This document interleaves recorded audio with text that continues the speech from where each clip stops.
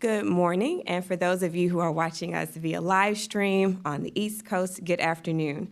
Welcome, my name is LaRonda Ely, and I am a senior economist, and I am joined by my colleague, Alex Bogan, principal economist at FHFA. Let me extend a warm welcome to our roundtable participants and to all of you watching along on our live stream.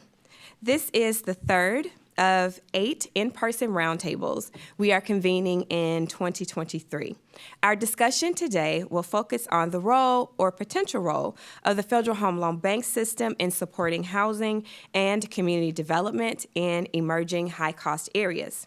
For the benefit of those joining us for the first time, today's roundtable is part of our Federal Home Loan Bank system at 100, focusing on the Future Initiative. More information, including the video recording and transcript of today's and past events, can be found on our website. I would encourage you all to visit our website to learn more. While our roundtable discussions are with a small group of stakeholders, we are live streaming these discussions so that we can reach stakeholders everywhere and extend the reach to as many of you as possible. We also believe that it is imperative for us to step outside of our Washington, D.C. bubble, if you will, to give us an opportunity to meet with local constituents and to hear more about the local and regional issues that you all are facing as it relates to housing and community development. We look forward to our discussion today and the feedback we will receive from you all as we continue with this initiative. Now I'm going to turn it over to Alex, and he's going to share with us some of our rules of engagement. Good morning. My name is Alex Bogan. I'll be joining LaRonda to moderate the discussion today. We expect and hope that we will have an open and engaging discussion. No recommendation or view should be considered off the table, and we encourage you to offer differing views about some important questions that we'll be covering throughout the morning and early afternoon. We also want this to be orderly. As such, we ask that everyone turn their name placard to the side so we'll know when to call on you, just as LaRonda indicated. We will call on each of you in turn. We ask that everyone engage, knowing that we will likely not agree on all points, and to engage in a respectful manner. To ensure that everyone has a turn to speak and we cover every discussion topic, if some is going on long, we may interject just to keep the conversation flowing. Second, this review is meant to uncover the earnest thinking of Federal Home Loan Bank system stakeholders, and really to highlight areas for further consideration. We ask that you give us your best thinking, and not just your thinking of what would be possible. Third, just as LaRonda mentioned, we'll have a break roughly halfway through today's event.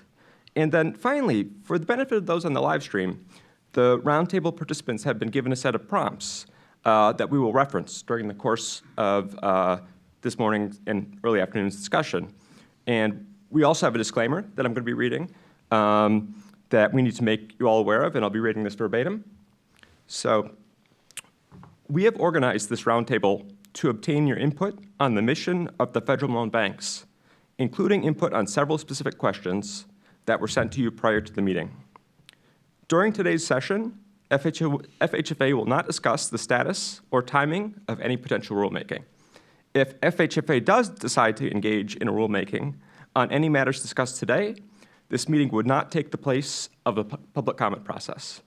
The rulemaking document would establish the public comment process, and you would need to submit your comments, if any, in accordance with the submission instructions in that document. FHFA may summarize the feedback gathered at today's session in a future rulemaking document if we determine that a summary would be useful to explain the basis of a rulemaking. Anything said in this document, and that also includes reactions, in this meeting, I should say, nodding, eye-rolling, should not be considered or construed as binding or a final decision by the director of FHFA or FHFA staff. Any questions we may have are focused on understanding your views and do not indicate a policy or legal position. Participants in today's roundtable may have a financial interest, whether direct or indirect, on outcomes that may affect the federal loan banks and their businesses. As LaRonda mentioned, today's roundtable will be live streamed on FHFA's website and video recorded. FHFA may also prepare a transcript of today's sessions, which would include the names of all speakers and the organizations they represent, if any. The recording and any transcripts prepared will be posted on FHFA's website and YouTube channel, along with any materials being presented today or otherwise submitted in conjunction with the roundtable. With that, I'll turn it over to Lorenda. Thank you, Alex. So Alex and I have had a wonderful opportunity to meet and engage with some of our roundtable participants earlier, but we want to make sure that those who are with us today in person, as well as those who are watching live stream, have some insight and reference as to the nexus that you all have to housing and community development, as well as the connection that you may have, if any, to the Federal Home Loan Bank system. So with that said, I will ask that we start with Caleb in giving us a brief introduction of yourself. Well, thank you, LaRonda. I'm Caleb Roop. I'm the CEO of the Pacific Companies. We're an affordable housing development company based in Boise, Idaho. And we've completed about 20,000 units of affordable housing over the past 25 years. We do all kinds of housing, from permanent supportive housing to family housing to farm worker housing and senior housing. My connection to the Federal Home Loan Bank is mostly as an affiliated borrower receiving AHP funding from the Federal Home Loan Bank. The Des Moines, Iowa is our bank that we work out of Idaho. So that's my connection, and I'm really happy to be here today. Thank you. Good morning. I'm Michelle Griffith. I'm the Executive Director of Arch Community Housing Trust. We're a small nonprofit affordable housing developer based in Blaine County, Idaho, which is a resort area. Our organization has delivered over 160 homes to our small community. We're a community of about 20,000 people. And our connection to my connection to the Federal Home Loan Bank is also, like Caleb, as a borrower of AHP funds, and so we're very grateful for that gap financing for our most recent multifamily development. Additionally, I represent Idaho on the Affordable Housing Advisory Committee for the Des Moines Bank. Thank you. My name is Bud Comfer. I have the privilege of being the CEO for NeighborWorks Boise. NeighborWorks Boise is unique among some of the housing organizations in that we provide a rounded solution to housing. It ranges from homebuyer education, really is where we start. How do we help educate borrowers that are interested, and or if they want to ever buy a home, how do we get them through some of the issues related to their credit, or help them just down that journey. That's an important function. It certainly is where we start as we think about providing housing as it relates to those that are interested in that. So from there, we're a CDFI. We have a nonprofit lending arm that the two of those work very well together in the sense that if they're not quite ready, we can work with some counseling and get them ready. Really, days to home ownership is what we're looking at there. Couple that with some of the other services. We have multifamily that we own, and those are about 30% AMI all the way to 80% area median income. Most of them are in that 60% range. Additionally, we provide rehab services, so emergency repair system services in the local Meridian market. And then really what pertains a little bit to this discussion today is the work that we do in our single family. So we'll look for land, run it through its entitlements, and hand it off to our construction department. And really from dirt to doorknob really is what we can bring to the table there. And I should have maybe started with this. NeighborWorks is 40 years old. What's brought us to the table is our two community impact and revitalization programs, which are Paint the Town and Rake Up Boise. Those two programs are the largest volunteer events in the Northwest. Every year we serve over 5,000 people. I say we're really a conduit for our community, so thankful to being here, really representing the great work that our community does and the NeighborWorks network here in Idaho. That's good. Good morning, I'm Dutch Harzma. I'm the president of New West Community Capital. We are a nonprofit community development financial institution. We provide capital and lending for affordable housing and nonprofit community facilities. We're based here in Boise. We have an office in Phoenix, and we work throughout 8 states here in the Intermountain West. We are a member of the Federal Home Loan Bank of Des Moines and have been an active borrower and participant in some of the affordable housing programs. Good morning, good afternoon for those of you on the East Coast. Vanessa Fry, I'm the director of Idaho Policy Institute and associate research faculty in the School of Public Service at Boise State University. Co-founded Idaho Policy Institute in 2016 with the sole purpose of being an objective research resource for the decision makers in Idaho and beyond. Really happy to be here this morning. I do not have a personal connection or professional connection with the bank system. Good morning. I'm Wes Jost. I'm with Zions Bank, real estate banking group here in Idaho. Our group's been involved with, on the financing side, a lot of affordable housing units, over hundreds in the state of Idaho. So from a lending perspective, I'm appreciative of being here and on the panel, and look forward to learning more about it. Good morning. My name is Brady Ellis. I'm our Vice President of Housing Support Programs at Idaho Housing and Finance Association. And IHFA is a housing finance agency and a public housing authority. Those activities in a lot of places are ran through state or local government, and here in Idaho we're an independent organization. And so we offer housing financing and programs, typically federally funded, anywhere from targeting homeowners down to homelessness.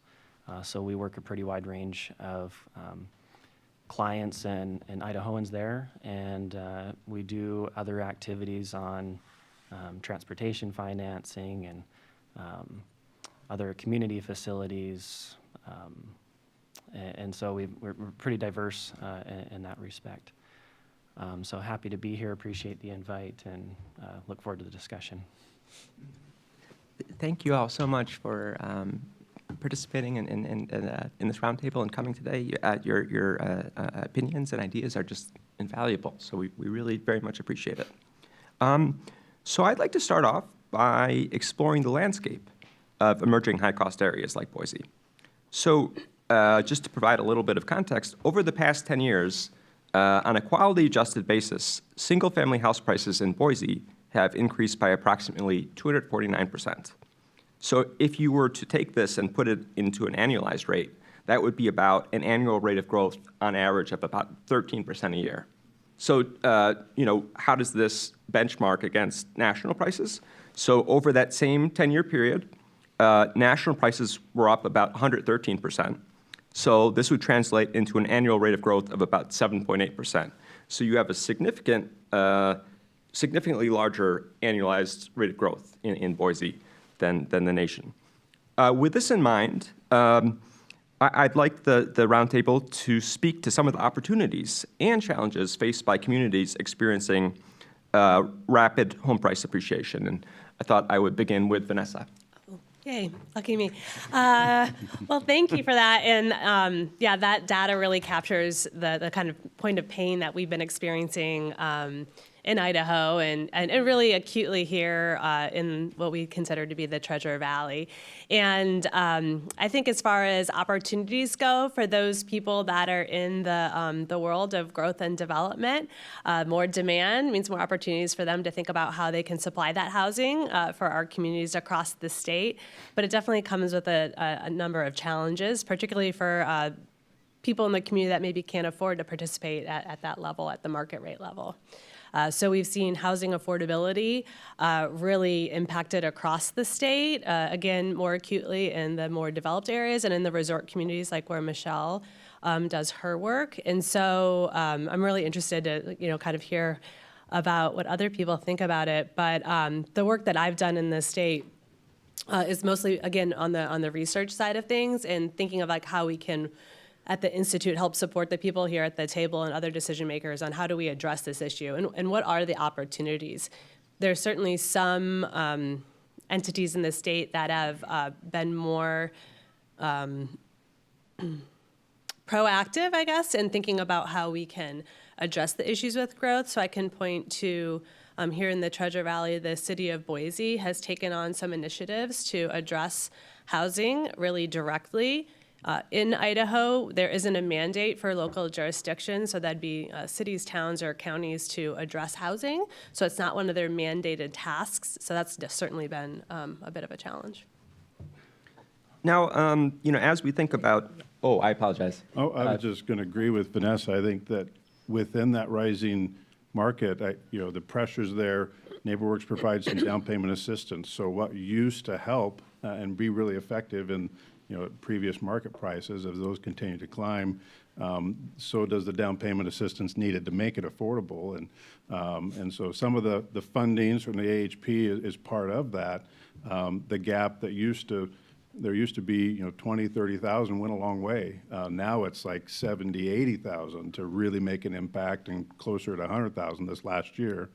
And so those are harder to come by, certainly, as it relates to bringing down payment assistance. And then there's just the partnerships, and Vanessa mentioned as we're looking for those partnerships that are also trying to invest and make some great advancements in this high-cost market. That has become even more important and more relevant into the conversation, and utilizing those funds in the best way possible. Michelle? Thank you. Our market has always been a high-cost market. We're not emerging. And if I could rewind the clock and look at what our community could have done in order to be better prepared for where we are now, I would ask funders, and Brady, you as well, as we work as a partner with IHFA regularly, to take a hard look at allowing programs to serve higher income categories. Because what happens is now you have this growing group of people who can't afford housing, and many of them earn too much for typical programs. Typically, you're looking at 60% of AMI for rental housing, 80% of AMI for ownership housing, and we're finding in our community households earning up to 150 or 160% of AMI are priced out of the market, both for rentals and for ownership. And so finding a way to reach those households, which you can do with less money, to Bud's point, you can help more households with fewer dollars, but more importantly, you stop them from falling off the ladder, if you will, and compounding their financial problems. Caleb? So the challenge is for the people. The people renting, owning homes, getting priced out of the market, having to commute longer distances. So that is the challenge. That's where the front lines of the trouble are. But I see it as the opportunity also, because the conversations are everywhere. Finally, there's policymakers, politicians, elected leaders that really are hearing from their constituents, and everybody knows somebody that's having a housing problem. So quite frankly, you hate to see things get to this point, but on the good side of things, there's people and momentum and an activity now that happens in Idaho as a result of this. In fact, the legislature here in Idaho passed a bill basically allocating $50 million of funding for gap financing for affordable housing. Okay, Idaho was the last state in the United States to do something. They were the only state that didn't have any programs, state-based programs to support affordable housing, rental housing in particular, and now they do. Use some of the coronavirus funding to do that, and so it starts as the basis on which we can build, but it did take the challenges we are in to produce the conversations and the narratives so that action finally has taken place, and that to me is what to be optimistic about. Mm-hmm. Thank you. Brady? Yeah, thank you. Just a quick follow-up to Michelle's comment, which is that, and also to Caleb's, we don't have any type of regular, reoccurring, state resources dedicated to affordable housing development. We rely primarily on federal programs, things like low-income housing tax credit, home housing trust fund. I think we're all familiar with those. We're primarily, with those programs, targeting income levels of, in some cases, up to 80%, but more 60% AMI and below. And so seeing some of the questions coming into this conversation and just thinking about what some of our needs are, I think to Michelle's point, we need some type of resource, and whether that's the Federal Home Loan Bank or otherwise, that's really targeting above the 60 or above that 80% AMI up to 120% or whatever that income range might be, to where it's easier to get into home ownership. That we have a gap there. I don't think that's uncommon or unique to Idaho, certainly, but I guess as it relates to this question, if I had a recommendation in terms of programming, it would be that, is some type of more targeted resources. Thank you. Just to build on what's been said, I think in my purview of it, there's a debt stack and a capital stack to all of our projects. And I think the costs having risen as they have, I think one of the areas where we can look more into, and Caleb alluded to some of it, is on what I'd call the capital stack, which is the area where how can we make more impact, whether it's through land trusts or whether it's through gifting or whether it's through grants or whether it's through some other vehicle, that we focus on that, because I think the debt stack is important. I think there's lots of variables and nuances there that we could probably improve upon, but I think the capital stack is an area that we need to make sure that we pay as much attention to, if not more. Very good. And since we've heard from just about everybody on this round, I want to hop over to Dutch and give him an opportunity. Sounds good. Thank you. Appreciate it. I do want to, to Caleb's point here, I think one of the largest challenges we have, and Brady as well, is that we generally only have limited tools in our toolbox to do affordable housing production here in the state of Idaho, and that's true of many places in the Intermountain West that have low populations and low tax states. We don't have local public investment. This is the very first one that we've seen, and we've been fighting for it for a long time, Caleb, and I'm glad to see that it finally has come about. But frankly, we need more public investment at the local level into these projects. They're increasingly becoming more expensive. What used to work 10 years ago simply doesn't work any longer. We need more public investment at the local level to make this work. We also need folks like the Federal Home Loan Bank. AHP is the largest private source of affordable housing finance in the country, and it is a great tool. We need more of it in the end, and especially in states here in the Intermountain West that don't have a lot of public investment at the local level. We can't simply rely on federal sources any longer. It's just not enough to get this production done in a fashion that we need, given the population growth we've seen here in the Intermountain West. Vanessa? Yeah, I just wanted to build off the local investment comment. And I mentioned this earlier in our smaller meeting, that Idaho has a limited toolbox, and our toolbox is full of mostly carrots and not sticks. One of the challenges is for investment at the local level is that local jurisdictions have their hands tied a bit about their ability to increase any revenue and specifically target it toward housing. So it's not mandated, as I'd mentioned, for at the state level for local jurisdictions to deal with any sort of housing issues, whether it be homelessness or housing affordability.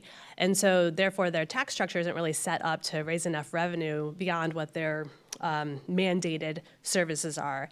So in Idaho, we do have the option in some places, like in the communities that Michelle serves, for what's called a local option tax.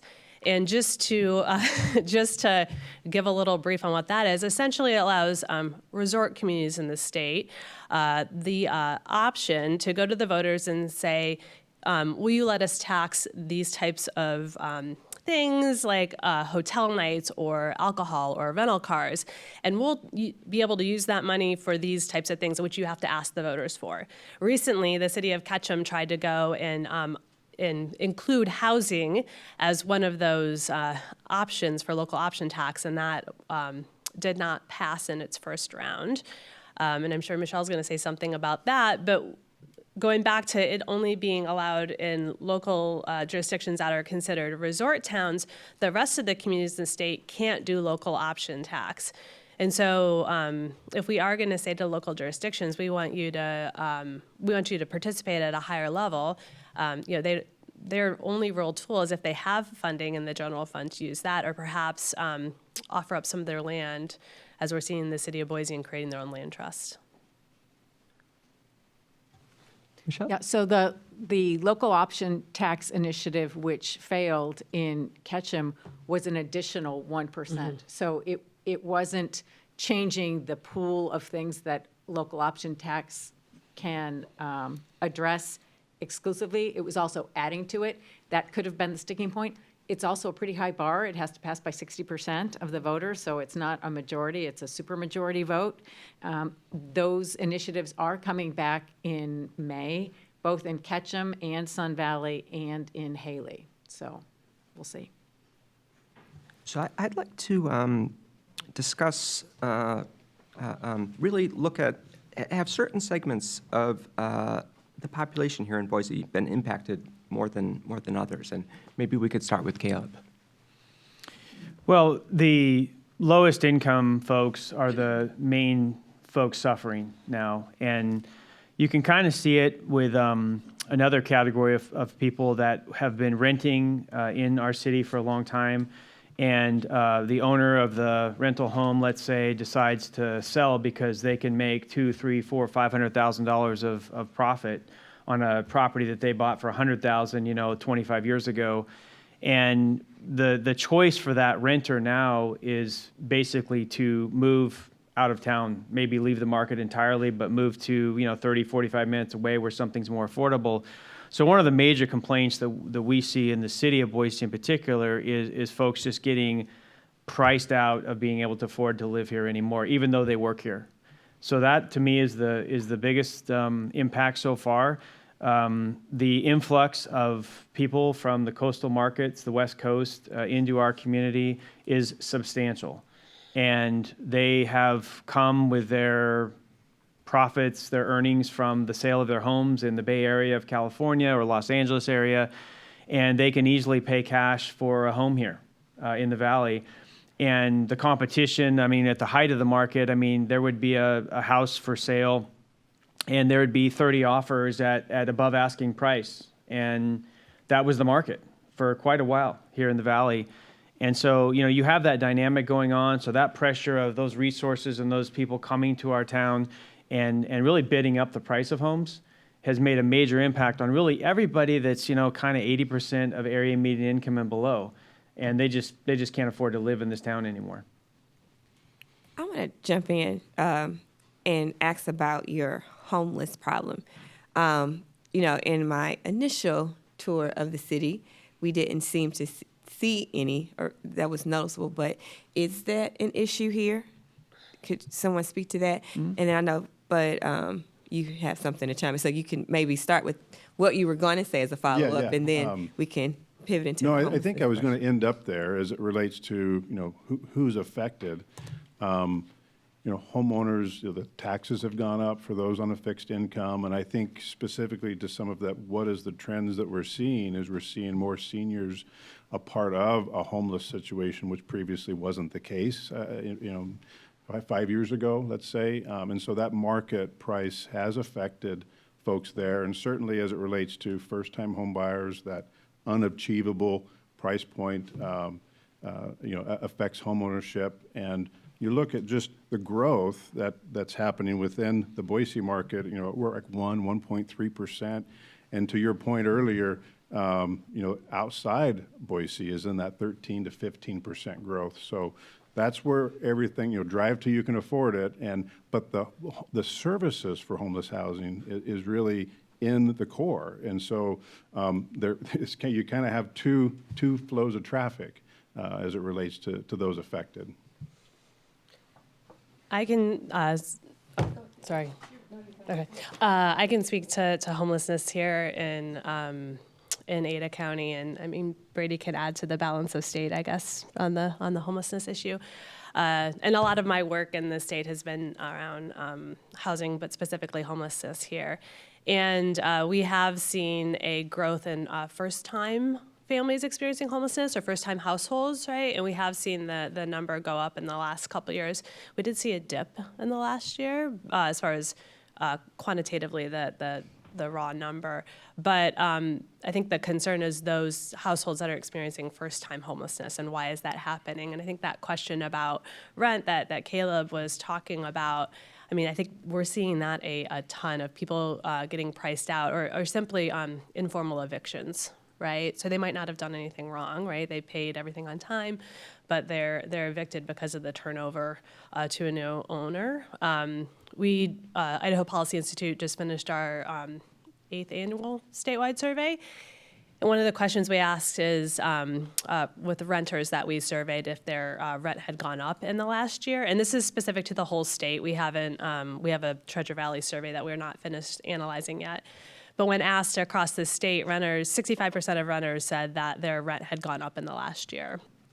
And I imagine once we get that number for Treasure Valley, that'll be a much higher amount. 39% said it went up a lot. Nobody said it went down. Yeah. Brady.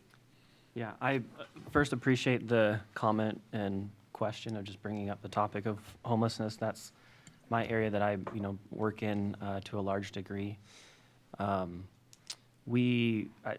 actually has a copy there sitting in front of her, but we produce a report every year, just state of homelessness in Idaho.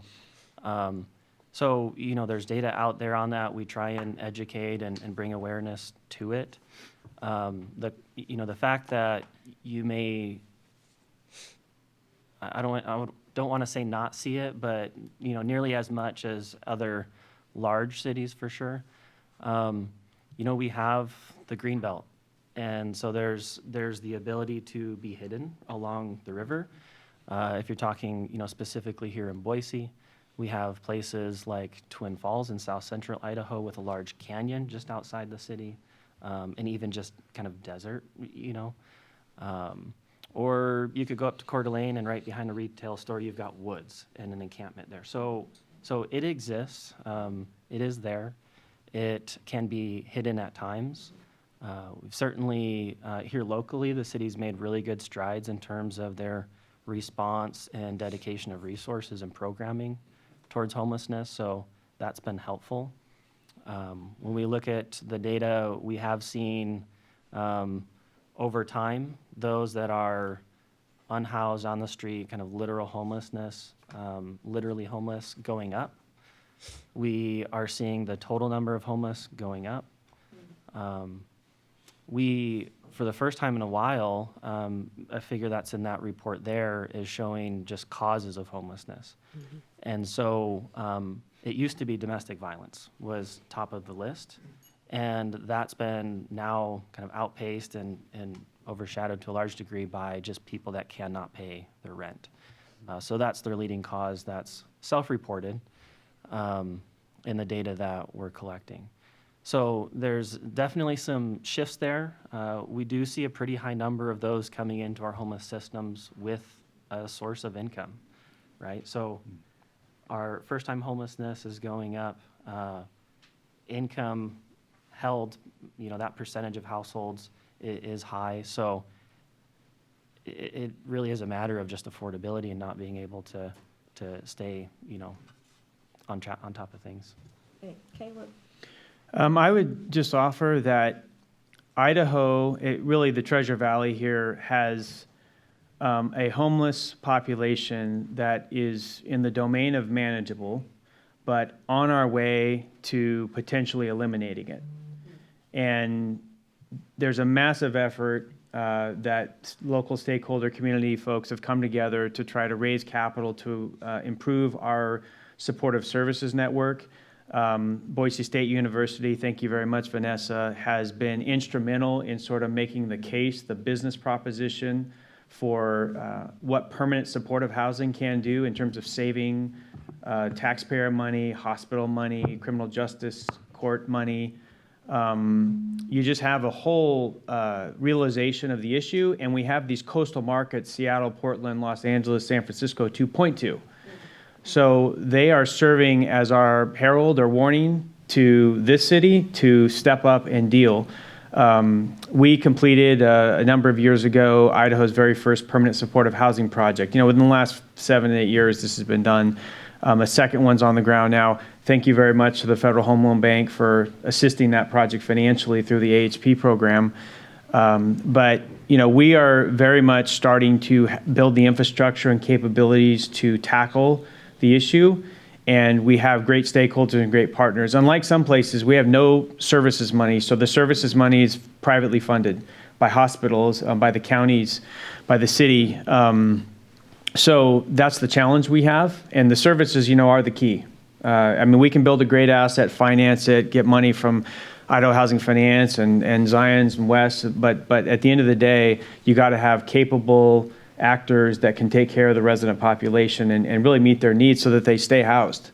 And that's what we're building here in Idaho now, in the Treasure Valley in particular, and it's making a difference. So we have something that we have not passed that point where it's totally out of control and you really have no hope of solving the issue. We are in a situation where we can solve it, and we're committed to solving it. And a lot of people coming around the table to make that happen. Vanessa? And I'm so glad that you said that, Caleb, because I totally agree. We can wrap our arms around this issue, and I think many of us at the table are, if not all of us, right? We don't have to go down the road of having encampments all over the place and in a developed country that's completely unacceptable. We can here do that, and I do believe that we can get to a place where we have housing that's affordable for all, regardless of income level. And I just really appreciate everyone's engagement in the conversation, specifically the private sector. And to that, the research that Caleb pointed to regarding the return on investment, I think that's really important to consider, whether it's a household experiencing homelessness or someone in housing insecurity that's having to hop from one place to another. If you think of the school districts and the number of children experiencing housing insecurity and homelessness, the investment for housing security for them is really a long-term economic investment for our state, right? Those youth are going to be better equipped to participate actively in the economy if they have a stable upbringing in a home and remain in the school system. So in New Path Community Housing is the project that Caleb pointed to, the first permanent supportive housing project in the state, is literally saving taxpayers millions of dollars annually. Michelle?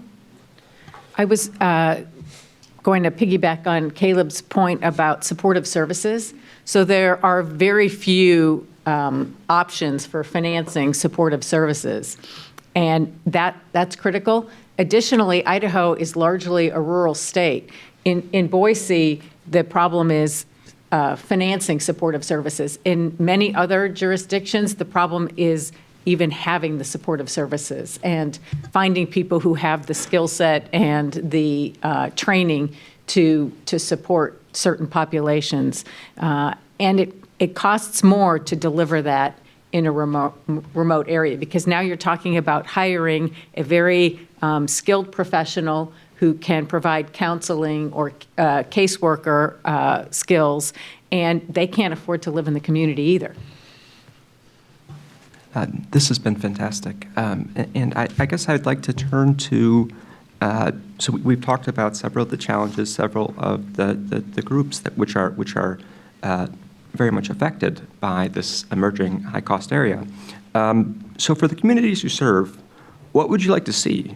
What does affordable, equitable, sustainable, and resilient housing look like? What are financial institutions generally doing to promote that? I'd like to start with Wes, please. Sure, thank you. I know one of the things that we continue to look at is ways to lend into the affordable housing space. And that might be below market rates, that might be more flexible repayment terms. We're always looking at our policies and what we can do there, because as a regulated institution, we have to make sure that we conform. But given latitude, I think we've made a lot of progress. I think the one thing that we're also looking at is partnering maybe with other institutions to leverage some of that need again, going back to the debt stack, and to figure out, how could we maybe expand the pool to be able to make that credit more affordable. That being said, I go back to the cost equation, and there's still something that we need to do with the capital stack to help with that, and maybe institutions could consider that, but I know folks like Dutch and other CDFIs are a critical component of that. And I know they do a wonderful job helping promote that and continue to create efficiencies in that space.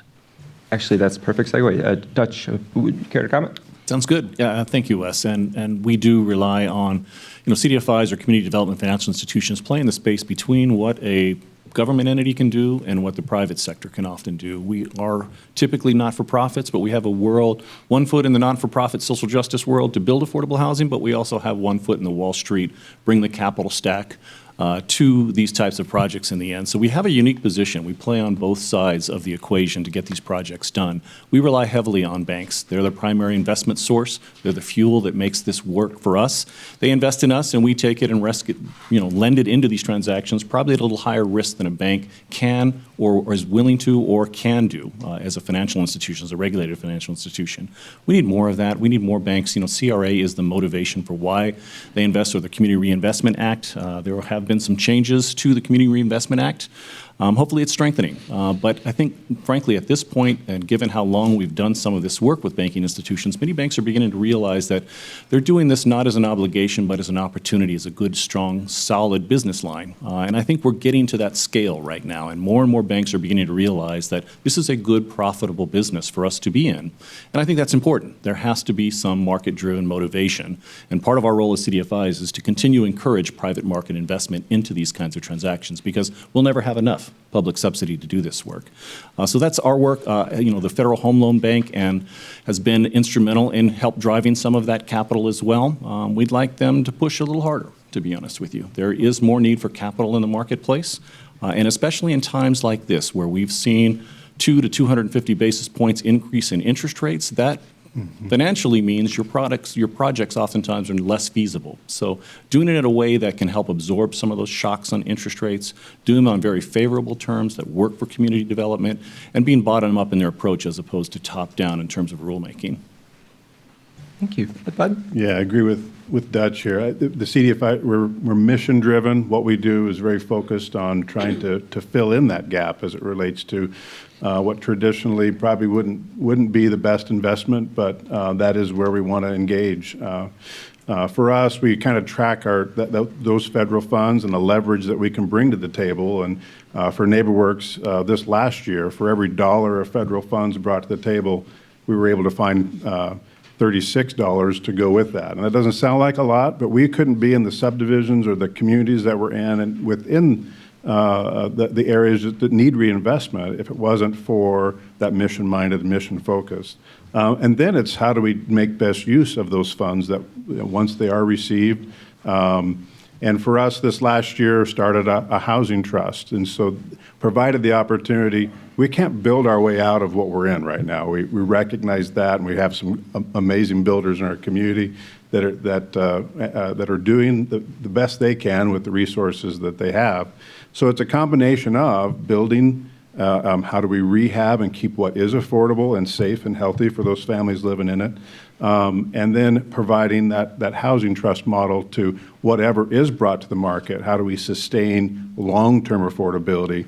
And that really is where our housing trust, and many, they all look at that as a one-time public investment that creates long-term affordability, and making best use of those funds is part of, I think, the challenge, the excitement of that. I mean, I get excited thinking about the next parcel and who can be the players and what does this look like, and getting to know the community around this, and wanting to build something that fits that community and then houses those local families that may be the son or daughter of somebody that lives up the road.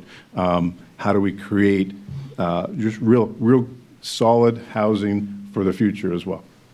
Michelle? Thanks. So Dutch mentioned CRA as the motivator for many financial institutions to support affordable housing, and the changes in that program, I think, will be helpful. It expands. I'm hopeful, Dutch. I think it's going to work. But that is an opportunity for the Federal Home Loan Bank as well. So incentivizing your members in a financially incentivized way to participate beyond the earnings from the Federal Home Loan Banks that go to housing. And the small member banks can have a tremendous role, particularly in small rural communities. Thank you. Michelle, I want to stay there for a minute on the small rural communities. And you talked about it some in the beginning, but are there any other challenges? Because from my understanding, Idaho is a mostly rural state. And I suspect that the challenges that Boise is experiencing due to its recent population increases will likely kind of blossom or balloon out into the rural areas. So are there any other challenges or issues in your rural parts that you would like to highlight, as well as any differences in what resilient and sustainable affordable housing would look like in that area? I know Bud just mentioned the land trust. Is that something that would work in your community, or is there, are there other options that you would look to or ideally think about? Thank you. The land trust model does work. Our organization, I believe, was the first community land trust, housing land trust in Idaho. And it is in those high-cost areas where you're very quickly motivated to do that, because pulling the land out of the deal, which is the underpinning philosophy behind a land trust, makes a significant difference in terms of affordability. The isolation of small rural communities is something to consider, and also the size of the deal. So oftentimes scale is what helps you to get to affordability, but in a small rural community, trying to build hundreds of units in one place is just not feasible. That doesn't mean that there isn't need. It just has to be financially feasible to do smaller deals. Even fourplexes can make a significant difference in a small rural community. And as you also mentioned, the spreading of the issues that Boise is seeing will matter in places like Mountain Home, which isn't very far away, but we'll start to see some of the impacts of housing unaffordability in Boise. The other feature that is contributing there is the work remote ability. So now, in addition to the folks that Caleb talked about who are cashing out of their market, they're cashing out of their home, they have a lot of equity, but they haven't left their job in San Francisco or LA. So their income earning is also escalating the problem. And a lot of them are coming to our small community, right? You can ski for an hour at lunch and take a meeting on the gondola. And I mean, it's significant. I want to join her at work. I want to do that. I don't do that. No, Other I'm people teasing. do that. No, and Michelle's Arch has been just a pillar for us. I mean, as we've looked at housing trust, I was just going to mention rural. I grew up in rural Idaho, and you're talking about the pressures that they can feel. The growth is going out, and the small town I grew up in was affected by just capacity. I mean, the water, the services that could be provided for this new subdivision. In some cases, the first that I built the first subdivision in the last 35 years didn't even have water meters. It was like, yeah, you're good, so much a month, we're all right. But that is changing as these smaller communities are being faced with 15, 16. I would say that's even higher rate as it relates to just the local communities. And that's asking a lot for those small communities to find the resources and the grants just to be able to provide services, not to mention some of the feeling that starts to change of that small community and what does it look like now as they grow, as large industries come in to the side of a small community. There is a challenge, and I think obviously housing is a piece of that. How do we create and continue to create? I had a percentage here that they've had a 1.8% increase. That's the second largest increase behind Florida across the nation. So there's the influx. You wouldn't want to be, so the lowest, the 51st state is New York. They have a negative 0.9%. So I guess we're on the right end of that, but it's causing our rural communities are really affected by that. And rural communities is where a lot of our farming happens. This is what Idaho is certainly known for. And so how do you protect that farming investment? How do you create housing then for the farm workers? Cable's doing a great job at that, but more is needed, and it does look different. It's a different approach for a rural community. I just want to, before, Bud, you gave a great lead-in, I think, to what was brewing in my head for a follow-up question.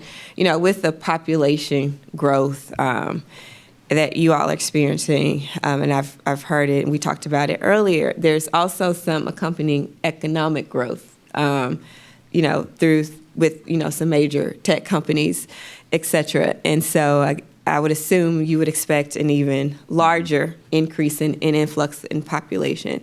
How are your local, and I want to, Wes, start with you so you can get your, thinking going. But how are your local communities, residents feeling about this?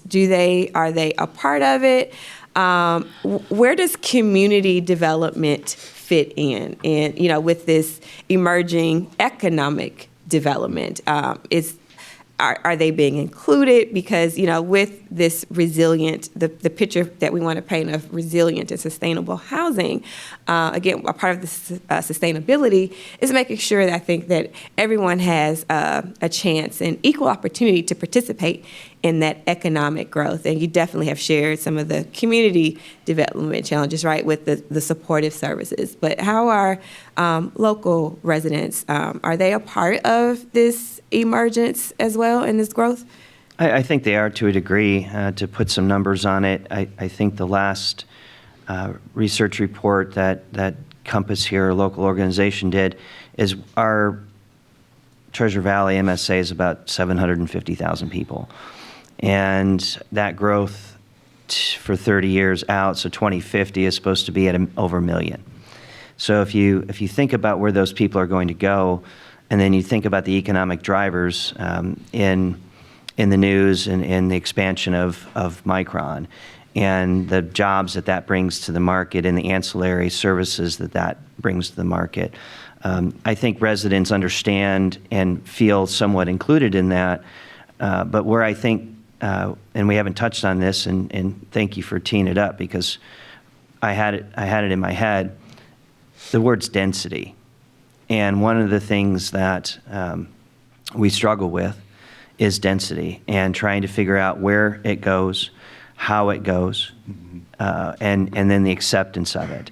And one of the things I could look at is just here in our own city of Boise is we're looking at rezoning and creating some of those opportunities. But I think that's got to be part of the solution. It's got to be part of the inclusivity of realizing the growth is coming. So it's not we can't do anything about it. It's we should do something about it and we should address it. But I do think it's a real challenge, and I do think density is part of that solution. Dennis? Yeah, one of the questions that you asked was regarding how do communities feel about it, and I've got a little information on how people feel about it. So our annual statewide survey that the School of Public Service does at Boise State, we've asked for the last couple of years, do you think Idaho is growing too fast or too slow, essentially? And about 70% the last 2 years have said that the state's growing too fast.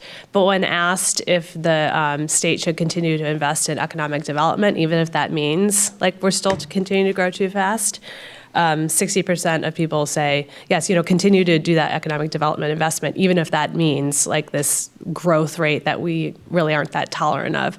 So there's this kind of, I think, balance between what people have this sense the state's growing too fast. The people that have lived here longer, long-term residents, think that more than the newcomers. We consider newcomers to be 10 years or less, probably because those newcomers are contributing to the growth, right? So, but there's this kind of rural-urban issue going on, this newcomer kind of older, I shouldn't say older, more tenured residents here in the state. So, we really feel like this juxtaposition about who we want to be and who we are and how the culture of the state might be changing based on the newcomers coming to the state. I just want to asterisk something that maybe we can come back to. It's a little bit out of the conversation now, but we haven't mentioned our tribal nations in the state. And I think it's really important for us to recognize that we do have tribal nations that have severe housing issues and have forever, really. I mean, we won't go into it, but I think that we need to think about how do we allow all communities the opportunity to have access to capital, and that the needs of communities are just as unique as the needs of the individuals within them. And so when we create policy opportunities, how are those opportunities, how are the communities able to suit them for their needs and not just be given what the federal government thinks might be best, right? How do we include all voices in the conversation? Really, there are kind of a multiplicity of approaches, and it's kind of should be. You're saying should be kind of community driven in terms of what is best for a particular. Yeah, and I think Dutch said that. How do you do it? How do we do it kind of grassroots from the ground up? And of course, we need that conversation. I mean, we can't do it on our own. We need the conversation with the regulators and with the people that have the capital. But how do we have like an inclusive opportunity for people to participate in that conversation, particularly those underserved communities? Very good. Thank you. Brady? Yeah, just to maybe add a little more flavor to what Vanessa's talking about.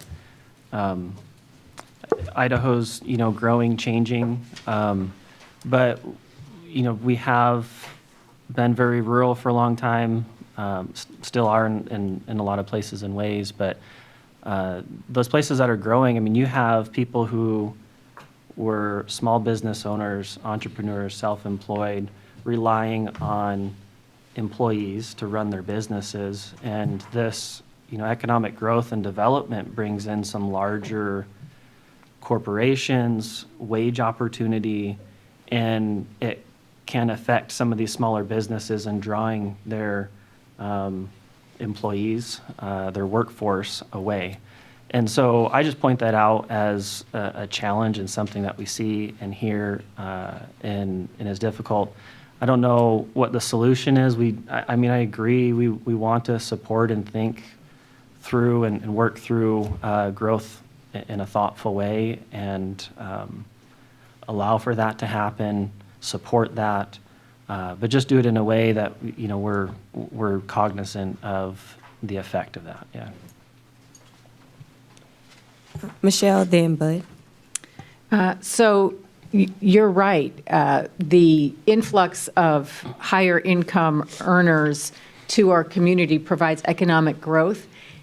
One of the ways to ensure that you don't have this us versus them happening, the more tenured residents against the newcomers, is to ensure that everyone can participate in that economic growth. And that gets to what Brady was discussing, finding a way to ensure that the benefit of the economic growth is felt by everyone and recognized by everyone. Sometimes it's just a matter of a campaign that explains it to everyone.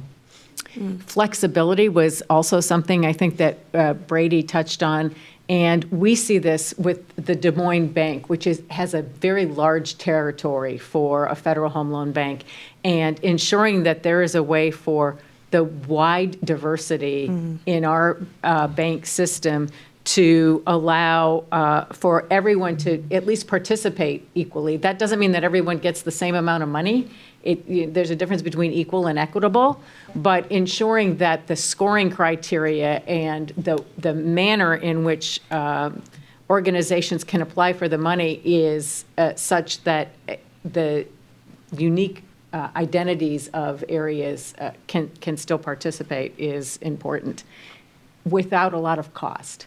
So particularly in a small community with a small organization like our community, our organization, we're in a position where we're having to find a way to hire people to manage the reporting and the capacity of the money that we're very grateful to have, but then the ongoing reporting requirements and the oversight, and I appreciate that I'm talking to a regulator as I say this, but just ensuring that the oversight doesn't drown the program itself. It's a huge expense for a small organization in a small community to ensure that we're following the regulations, and that doesn't mean no regulation, just maybe considering ways to not have the regulatory framework overshadow the good that the funding does. Yeah, I agree with that. Spoke with NeighborWorks Pocatello, Mark Dahlquist, last night. They do a lot of rehab in the Pocatello market in the last 3 years, leveraging 80 rehabs with AHP funds. So a significant amount for that community, and the burdensome as the regulation side and getting details on each of those homes is daunting, and probably one of the hardest things, rather than just rehabbing the home and providing the documentation that it has been done, and understand that there is a need there, and so does he. Yet at the same time, it is a burden, and it is a heavy lift for organizations to follow up with that. I started with Wes. I wanted to chime in a little bit about density, and I think that is a cultural, local anyway, shift for much of our communities. Easier, maybe more accepted. We've done a lot of work in Garden City. They're pinned in, kind of surrounded by all kinds of borders between the local larger communities, and so they've had to come up with smarter and try to do a better developments within their area. They can't grow really as a city, and I think they've done a really good job doing that. But sometimes unlikely, or at least I was surprised. There in Nampa, as we sat at the Planning and Zoning, and then I sat in the council as they looked at creating a better path forward from Nampa to the Boise River, and kind of redesigning what does zoning look like as they grow, and being more smart, little smarter developments, purposeful developments. There was an ally there as farmers around the table, really pushing back and advising the city to say, make what property you have within your city or close to your city, make better use of that, leveraging density to save the farmland and the jobs that Idaho is known for. And I appreciated that, but from that perspective and the response from council, that did pass. And then I guess I had one other comment that we might have to come back to related to the tribal communities, and it's what can we do with them, not for them, and have had some good conversations around that.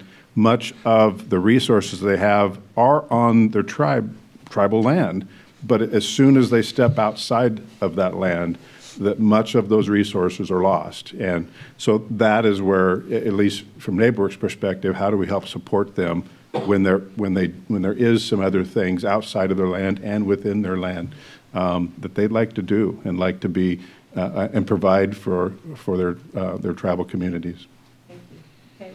Just briefly, Michelle mentioned the compliance, and there's a whole conversation to have around cost, and we should have that today because there's a lot to say about that. However, as to compliance, I'm here today in the spirit of what can the Federal Home Loan Bank do, which I think is what you guys are after.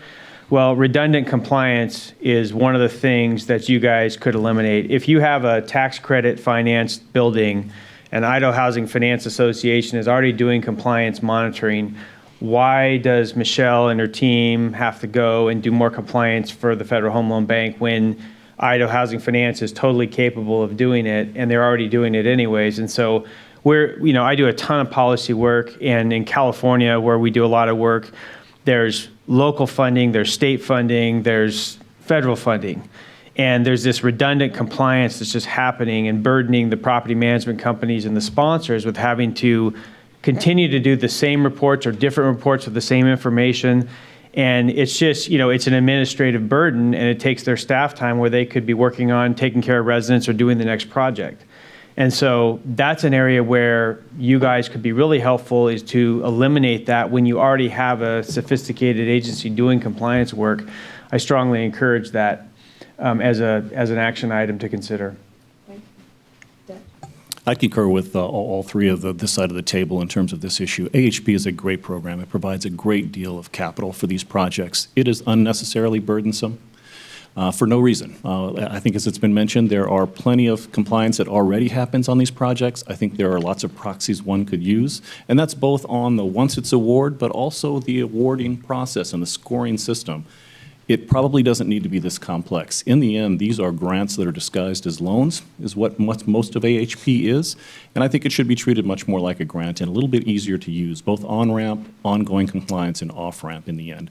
I can also say, as a Federal Home Loan Bank member, there are some compliance challenges for us as a member and a sponsor of these projects that, in many cases on small banks, may not want to take on that compliance burden to sponsor an AHP application. And that's especially troublesome here in Idaho, where we have a number of small banking institutions, and we need to rely on those smaller banking institutions to sponsor these projects. So I think even from the compliance standpoint and the ongoing obligation of a financial institution through the life of an AHP transaction should probably look to be streamlined. I don't think it needs to be this complex. I don't think it means eliminating regulations or compliance, but I think it means this is probably a good time to look at streamline, because it's gotten very complex, and I don't think it's in the best service nor the spirit of what AHP is all about.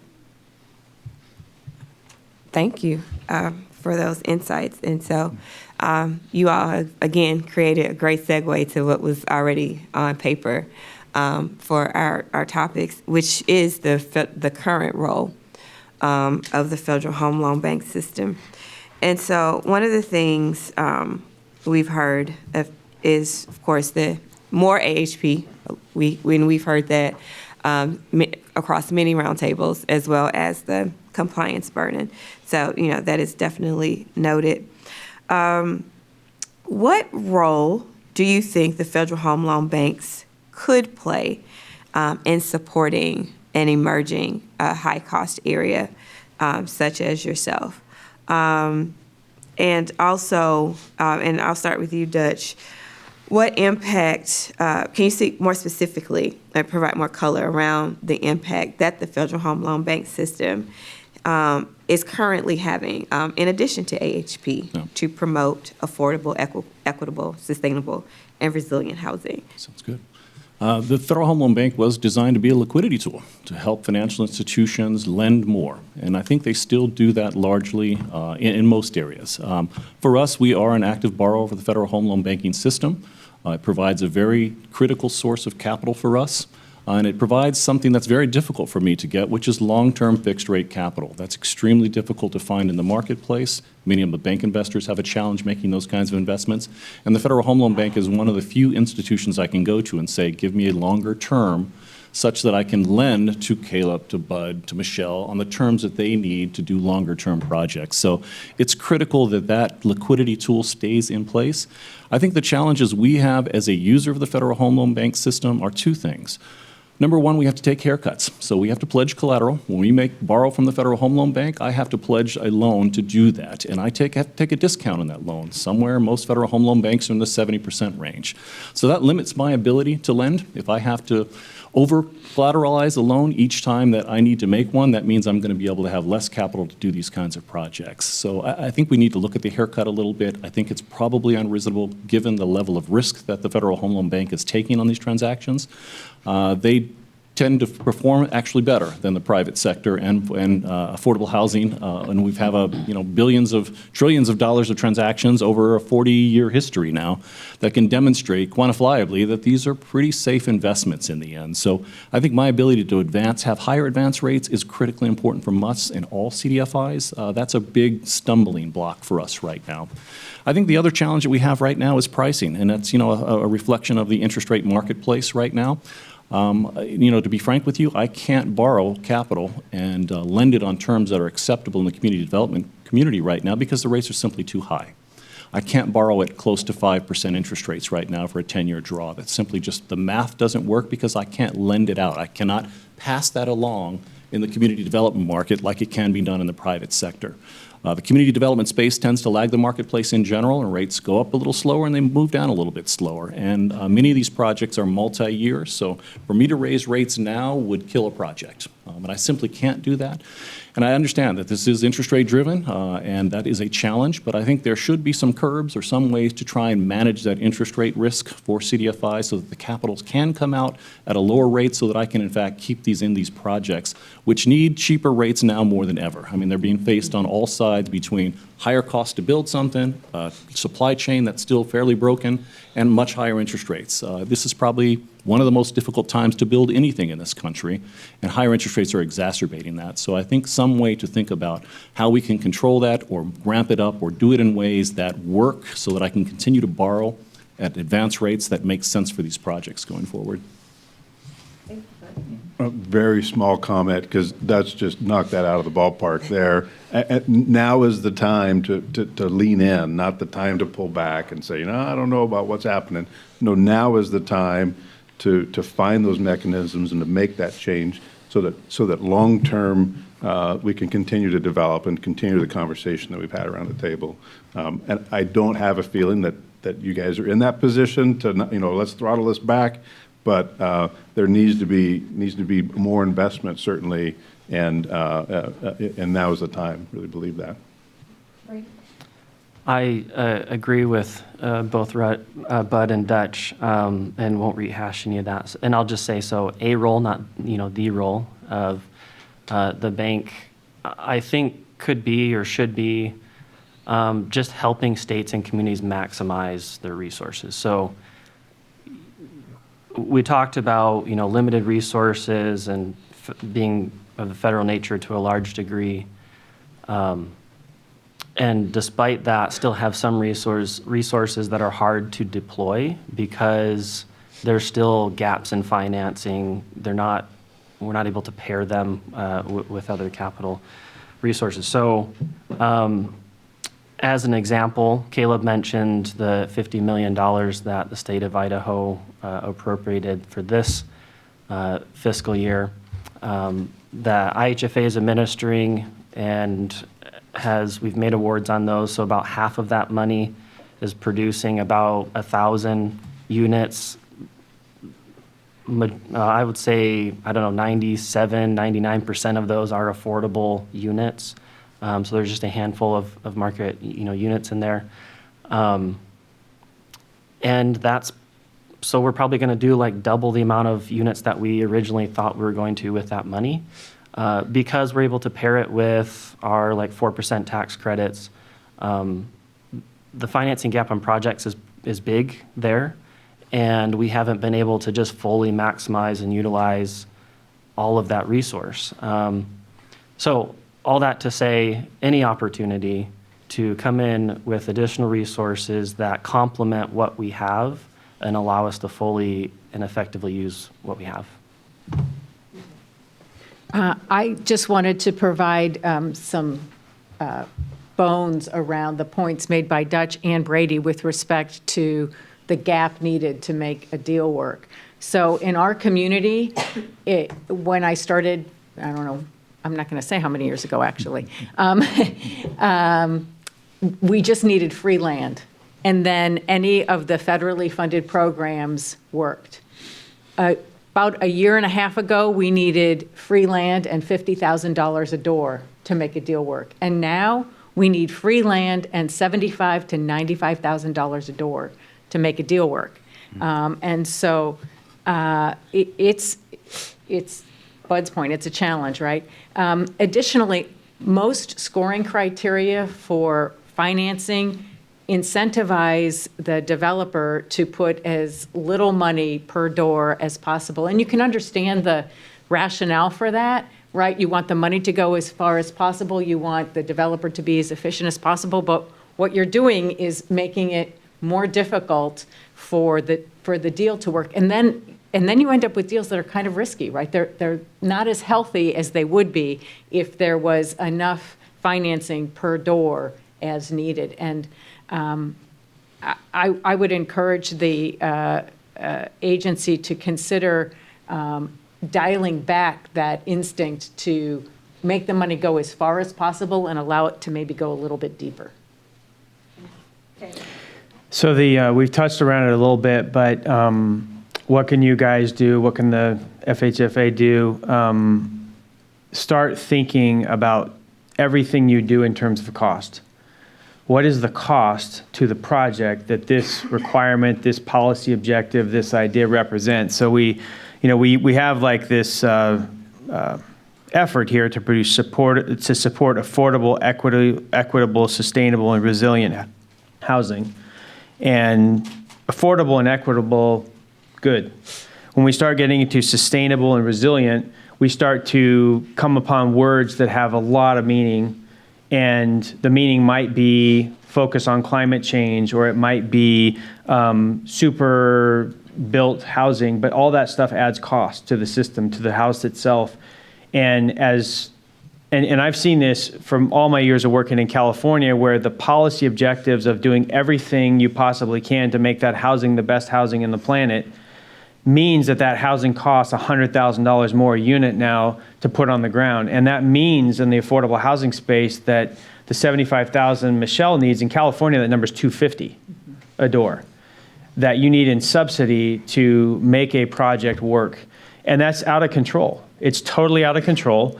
And all the agencies that have influence in this need to start dialing this stuff back, especially when the building codes themselves, when it comes to energy efficiency, are already superior, already great, some of the best in the world.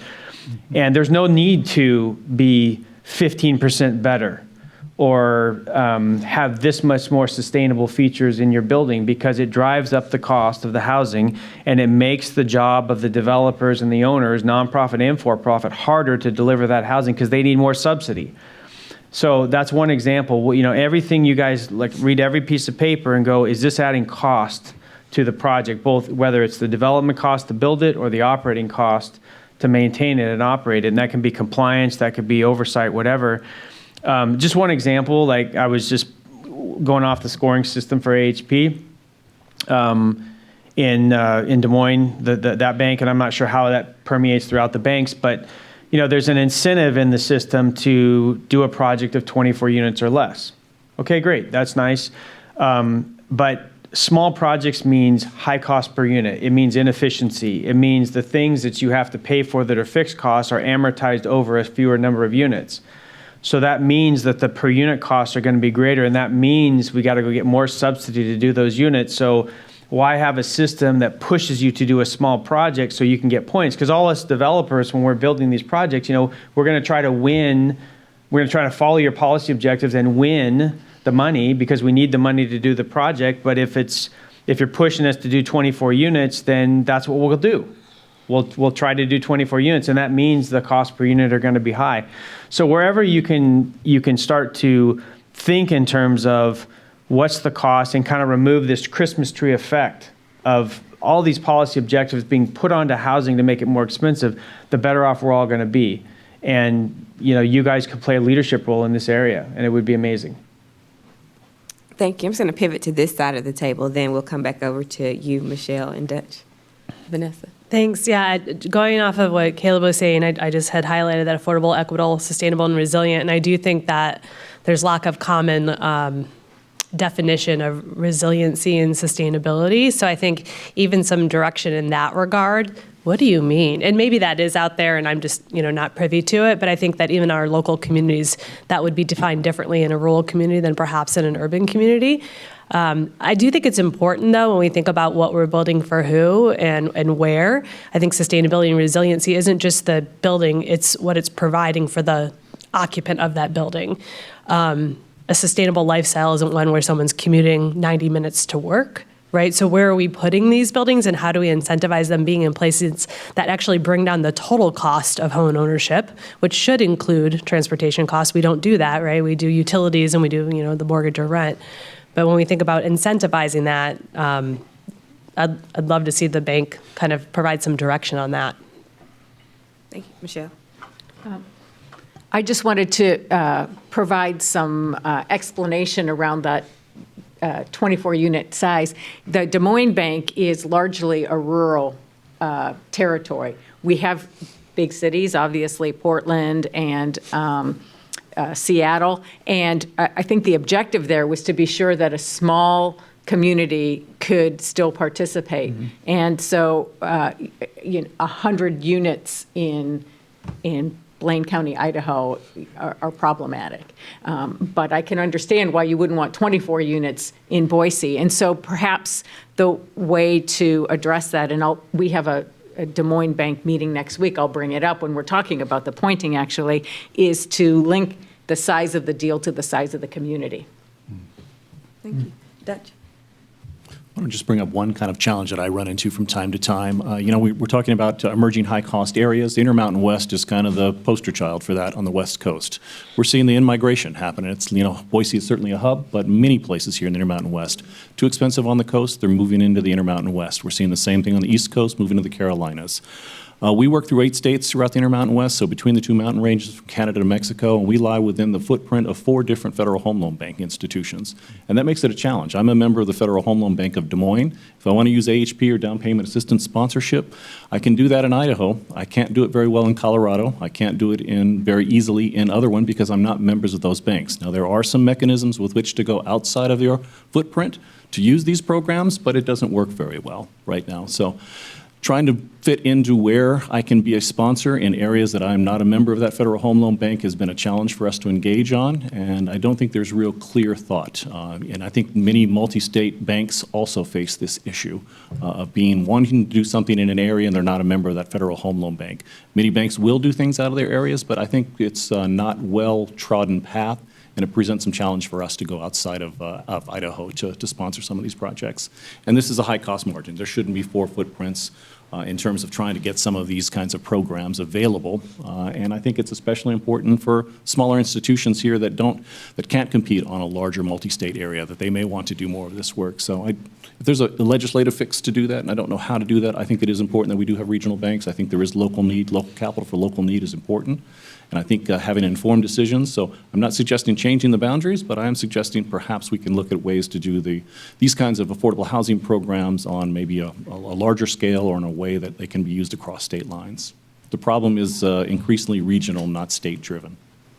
Thank you. Speaking of that, I guess kind of in that vein of thought, what we have also heard as we've conducted these roundtables and heard from numerous stakeholders is the lack of awareness of certain programs and products that the Federal Home Loan Banks offers, especially that awareness not making its way to local banks that serve the communities and people, in an area like this that is mostly rural. So as my question is, how have the banks been doing in spreading the word, and what could they be doing better? And Wes, you look like you have some thoughts brewing. As the only banker on this table, I think the messaging out of what the programs are is really based on the knowledge of the bankers and what do they know. And I think within Zions, I think there's a healthy understanding of what those programs are. And in our rural areas where we have some branches, I think there's effective marketing of that. So I don't know that I could add any more to that, but for other institutions, I think there's probably room to, up the messaging or up the marketing of what are the benefits and what are the qualifications, because a lot of the folks that I think your messaging will go through are mortgage loan officers, which, as you know, is a regulated position. And so I guess that's all I can add from my perspective. And I think Zions does a very effective job of that, but I think in terms of others, we've been very focused and educated on it, so we've benefited from that. Thank you. Caleb. Yeah, and I'll just speak from a developer sponsor perspective. I almost get no information from the member banks about their products and services. I mean, I know AHP because we've used it before, and I know that if we need AHP subsidy, we know to go to a bank like Zions or Dutch's bank or his CDFI and ask for them to sponsor us. Like, we know to do that. But beyond that, I mean, we're active in the Western United States, all over, 13 states we work in.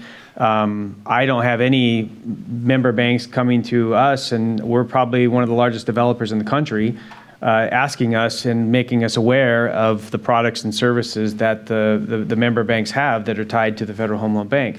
So that's just my perspective. I mean, as a developer and builder, and I do feel like if this if that is a concern, that it probably is the sponsors, the project developers, the ones that are going to, they're the ones that really need to know as much or equal to the banks, because they're the ones driving the projects. The banks don't drive the projects. The developers drive the projects, and they know what they need to do their project. And so that knowledge for us at our level is probably more valuable even than maybe the member banks having, their people knowledgeable about it. In fact, most of the time, if we learned about something like the Federal Home Loan Bank has, we tell a member bank, they often don't know that they haven't had that product or capability, I should say, supported by your agency. So, sponsorship, developer education, to me, would be just as important. Thank you. Dutch? I think there is a difference between large money center banks and regional banks, which are probably very active users of these programs, and in fact, many times are oversubscribed every single round. And smaller and regional banks that may not be in the business of affordable housing finance very often, that simply don't use the program, don't know much about it, don't know how to engage. And part of that, too, is this, what's my obligation as a financial institution to execute on this program? And sometimes that bar is a little too high. I think lowering the bar and the threshold for ease of use for, both for the developers that use the program, but also for the financial institutions. Make it easy for them to use. Get the word out. Make it very simple. Don't make a multi-year compliance obligation for something that for a banking institution provides no revenue in the end. So, and that's a bit of a challenge. And I think that's easily done. And then I think we always have, we're always the best kept secret of some of the stuff that the Federal Home Loan Bank does, and they're amazing programs. And every Federal Home Loan Bank does something a little different, too. AHP is the big one. Affordable down payment assistance is another big one, but many of them have economic development, small business lending. There are a number of different programs that are out there to respond to local need, and that's a great thing. I think we all have to do a better job of getting that story out. Just wanted to speak specific to the different programs across the nation, and one that we had a chance to use for a couple of years was out of the San Francisco Federal Home Loan Bank, where they provided, it was called WISH funds, a 4-to-1 match. Des Moines does not offer that, and would love for that to be a part of an offering that they could, whether that's across the nation, but that 22,000 made a big impact as we started to create this, Mitch works with us, he likes to say wedding cake, and I've heard it, this layer of funds. We just start throwing all that we can onto this to help families, get into a home. And so that consistency of programs across the Federal Home Loan Bank would be an awesome feature. Brady?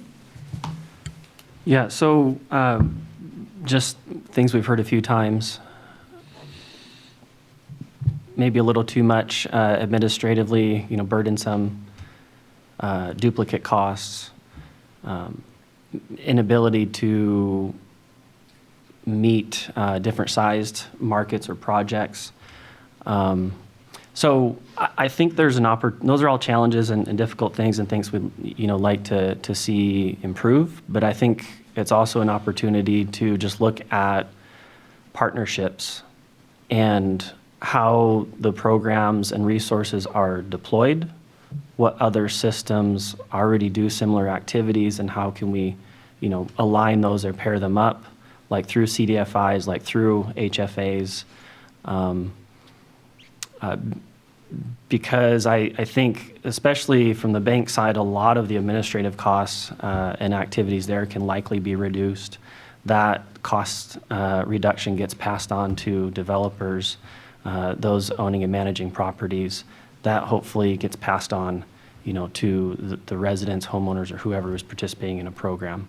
So I guess I would just encourage some investigation of what type of partnerships and coordination can happen with other systems like HFAs, like CDFIs. And you're saying, are you suggesting that the Federal Home Loan Banks take the lead on exploring those partnerships? Yeah. Good. And Michelle, and after Michelle, we will transition to a short break and come back. But Michelle. So it's interesting. If I'm kind of taking stock of everything which has been said, and Brady highlighted one track, which is partnerships and streamlining process, compliance, and application processes. And that's one track, and it's important within that track where the AHP or the Federal Home Loan Bank funds are doing the same thing as another agency. There's also an opportunity within the banks to do things which are different to other agencies. And so I would hope that the plea that you're hearing from all of us to simplify things wouldn't force the Federal Home Loan Bank to have a program which doesn't allow for any unique opportunities for funding and helping communities. Thank you, Michelle. Again, another great lead-in for where we want to go after our break. So thank you all for painting a picture of the housing ecosystem within this region. Thank you for sharing your concerns about the administrative considerations that the Federal Home Loan Banks, as well as the regulator, should be taken into account. When we come back, I want to, our goal is to come back to revisit Vanessa's point and talk about and explore some equity considerations as it relates to Federal Home Loan Bank representation, as well as product development. And to your point, Michelle, we really want to get, again, your ideas and your thinking about what types of innovation would you like to see from the Federal Home Loan Banks? What would the products look like in terms of incentives? As financial institutions, what financial incentives could the bank offer to, increase participation in affordable housing development. Also, the space that there may exist for more Federal Home Loan Bank involvement in community development. So as we break, don't get too relaxed and comfortable. We do want you to be thinking about this next phase of the conversation. So the time is 11:01. We'll take about 20 minutes and plan to be back at 11:21. Okay. Thank you. Welcome back. So I think this has just been an absolutely fantastic discussion so far, and we're so thankful to have this group with us. So I'd like to continue our discussion by asking if we could, as a group, explore equity considerations.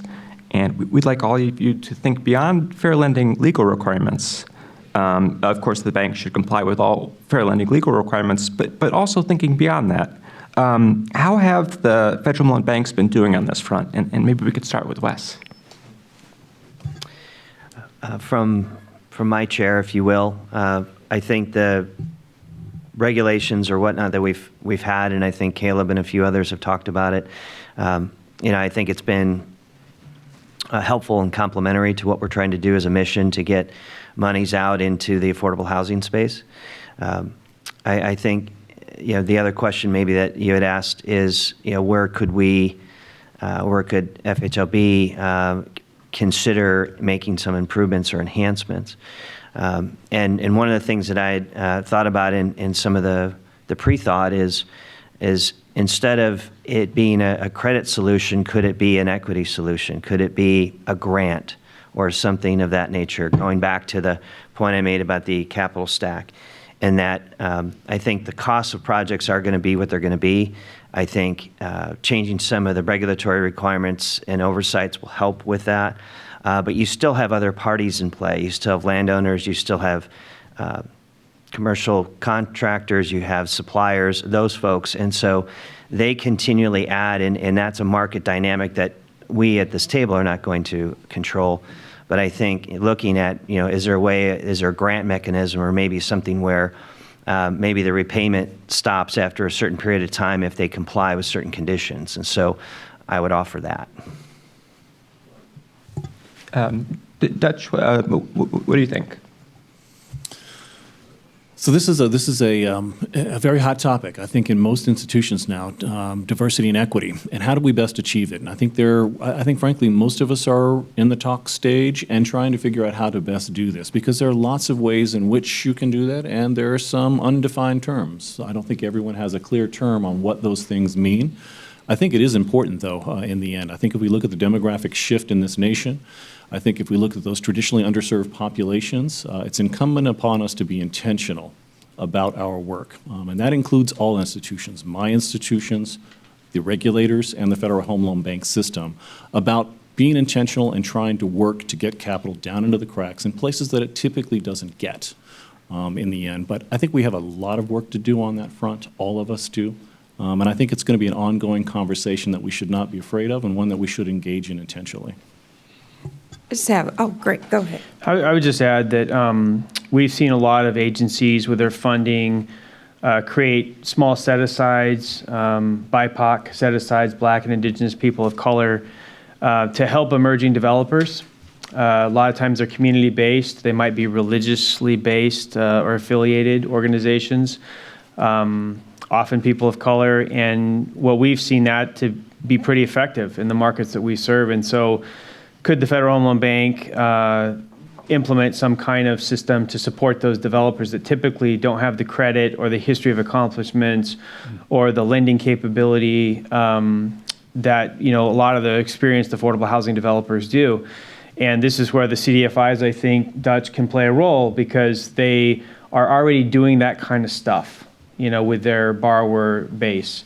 So, why can't the subsidy provider through the Federal Home Loan Bank, why can't that happen? And why can't programs be modified to be inclusive in that way and to put language in the system and the implementation plans that encourage lenders and banks to reach out to those developers and bring them into the system? Because that's really what we found is it's just like there's a certain lack of capability. We see that on the construction side of it as well, because the subcontractors we work with, they might not have the experience, they might not have bonding capacity, they might not have the same level of staffing. So can we help them team up with a more experienced contractor, a framer, a plumber, et cetera, and do a smaller portion of the work? So that's another way to think about it. I mean, just things like that encourage hiring of those folks and bringing them into the system can really make a difference.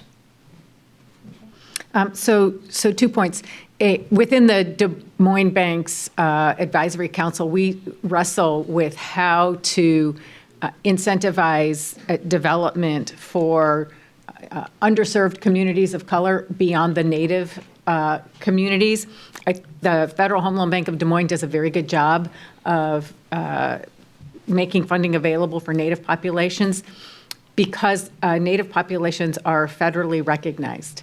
So then when you get to other communities of color, the regulatory environment, it makes it difficult to identify those communities. And if there is a way for the Federal Home Loan Bank system to be able to do that, which doesn't fly in the face of other regulations, it would be very helpful. I think the bank would welcome the opportunity to do that.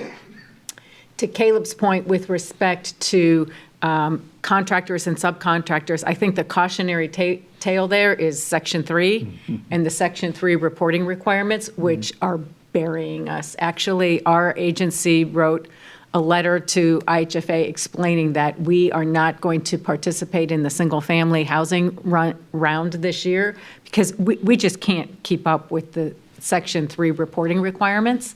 And I think there is a disconnect between the IHFA's regulator in the field and what DC intended with that program. And I feel bad for IHFA because I think you're caught in the middle a little bit. But yeah, so yes, encourage those businesses to participate, but don't do it at the cost of the regulation. So. Yeah, just to re-stress that back to the compliance piece of it, because imagine, more sophisticated organizations declining to use the resource. How about the actual company that is, a Section 3 company having to deal with that?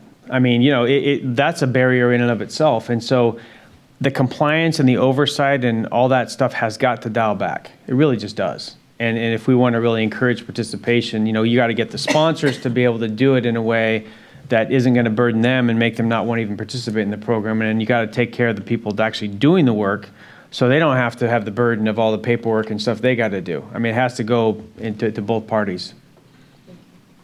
Just agreeing with that, Section 3 for us this year, we pulled out of that as well last couple of years for the burdensome regulation there. And I think the message is being heard, and when we get back to DC there, that is certainly one that you could ring that bell while you're there, because these are funds we need and the community needs, and those Section 3 contractors need to be part of that, but it is doing just the opposite effect as it relates to that. And then just a comment specific to that grant where Wes started our conversation as it relates to how grants, and Dutch has echoed that as well. It seems that intent, and whether it's tied to the dirt, to create long-term affordable housing through a housing trust model or another way to keep track of it, that would certainly be helpful. Oh, wait, one more. I would just add to the caution, as these folks did, and agree with that. This came up earlier, so when we're talking about, equitable and across the different regions and banks, I just want to advocate, I guess, for some type of state-specific allocation or something that allows dedicated funds to come to Idaho. If, we can't compete, we can't draw in or be successful with a lot of the projects that might be considered, we're missing out in a lot of ways. And just to allow for flexibility locally with the populations that are being targeted. Our, ethnic, racial, whatever the demographics are that make up here in Idaho is going to be different than somewhere else. So, allowing us to kind of determine what that is and focus on what the needs are here. So next, we've kind of already broached this in several other discussions, but I'd like to move on to really discussion of the future role of the federal loan banks, and specifically how they can play a role in supporting emerging high-cost areas. And I thought maybe first we could explore where and how the federal loan banks can and should be playing a larger role. Now, I know, Michelle, in your comments and during this discussion, you mentioned funding for higher income households is critical in emerging high-cost areas. I was wondering if you could expound upon that. Yes, thank you. And during the break, I realized that you may have heard two different things there. You heard the need for subsidy to go deep in order to make up the gap that we're seeing because of rising costs, and the benefit of helping higher cost households is that you don't have to go as deep with the subsidy. But it's not one versus the other. And so I would hope that the takeaway wouldn't be only do certain incomes versus the others, and recognizing that the subsidy for higher income households needs to be less. You can help more of them and help to stabilize those households. Those households can very quickly move out of the need for assistance in any area. But also we do need that deep subsidy for the very low income households. And it would be a unique opportunity for the Federal Home Loan Bank. The only other program linked to the federal government that allows for higher incomes was the ARPA money. And that was the most flexible money that we've seen. Actually, our county's ARPA money is serving households up to 140% of area median income. The regulation was a little bit different to what we typically see in housing. Rather than setting an AMI level, they did a percentage of federal poverty guideline. So that was a twist. Maybe try and stay away from creating a new benchmark, because that took a minute to work through. But that regulation, the ARPA money rule, would be a good starting point. It might be something that you all would want to review and look at, because it specifically stated in the final rule that housing is expensive, and we understand that, and you need to fund it anyway, which was unique and helpful. So to your question, what can the Federal Home Loan Bank do?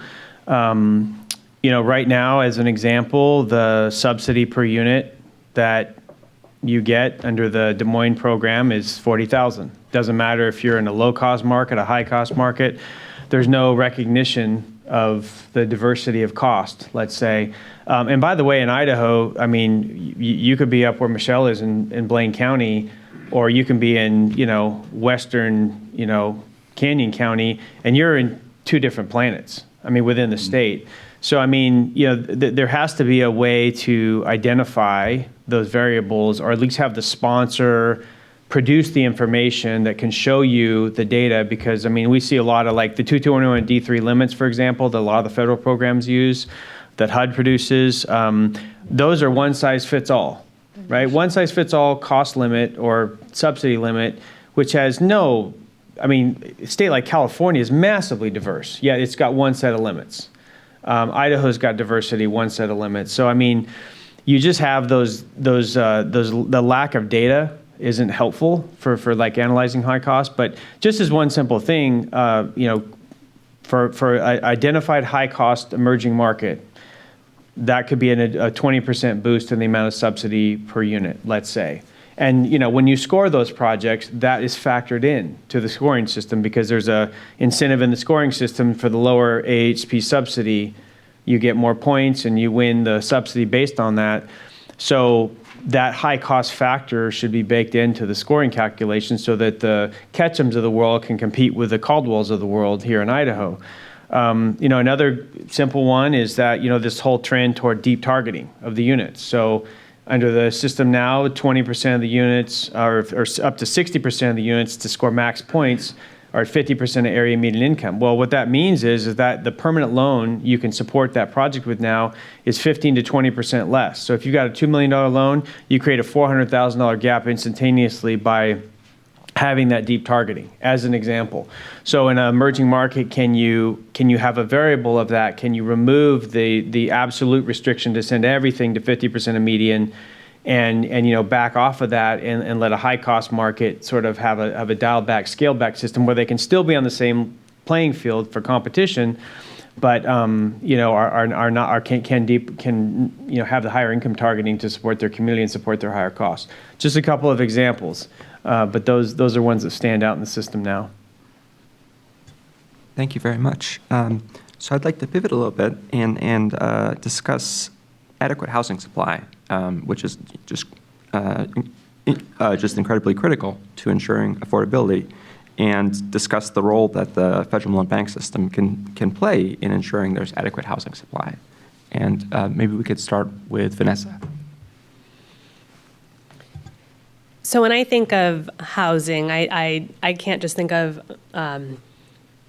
affordable housing as we might traditionally call it. I think of housing along a spectrum, completely subsidized to completely market rate. And in Idaho, we need all of it right now. And so how can we have the conversation about all of it? Kind of what Caleb was talking about. How do we look at the needs of a community and not penalize them because they don't have the same needs of another, right? There's still housing needs at all income levels, like well above where people are able to access the capital that you have available right now. So, but I think creating a way to look at it in a dynamic fashion, what we need today isn't what we're going to need tomorrow. And I think the population with the need changes too, as do their desire. So people that are on the cusp of retiring have a different need once they retire than they do today. So there was a recent report put out, not by myself, but a reporter down in the Magic Valley, which is where Twin Falls is, contacted me about it, that Idaho is, of new retirees, Idaho's losing retirees at in the top 3 states at the highest level. If I said that right? So I was like, oh, what does that mean? I think it's because we've gotten so expensive. Rather than retiring here, the cost of living so much, they're going to lower cost places. So just looking at, if we want to retain our retirees, how are we able to do that? Because their needs are changing. They're going from wanting their 3,500 square foot house on a quarter acre to what's their option, right? And we don't really have that option right now. And I think also housing type and types of living. What is co-housing? What do cottage units look like? What about incentivizing accessory dwelling units, right? So I think we traditionally think of traditional multifamily and single family, but there's a lot of variability in there.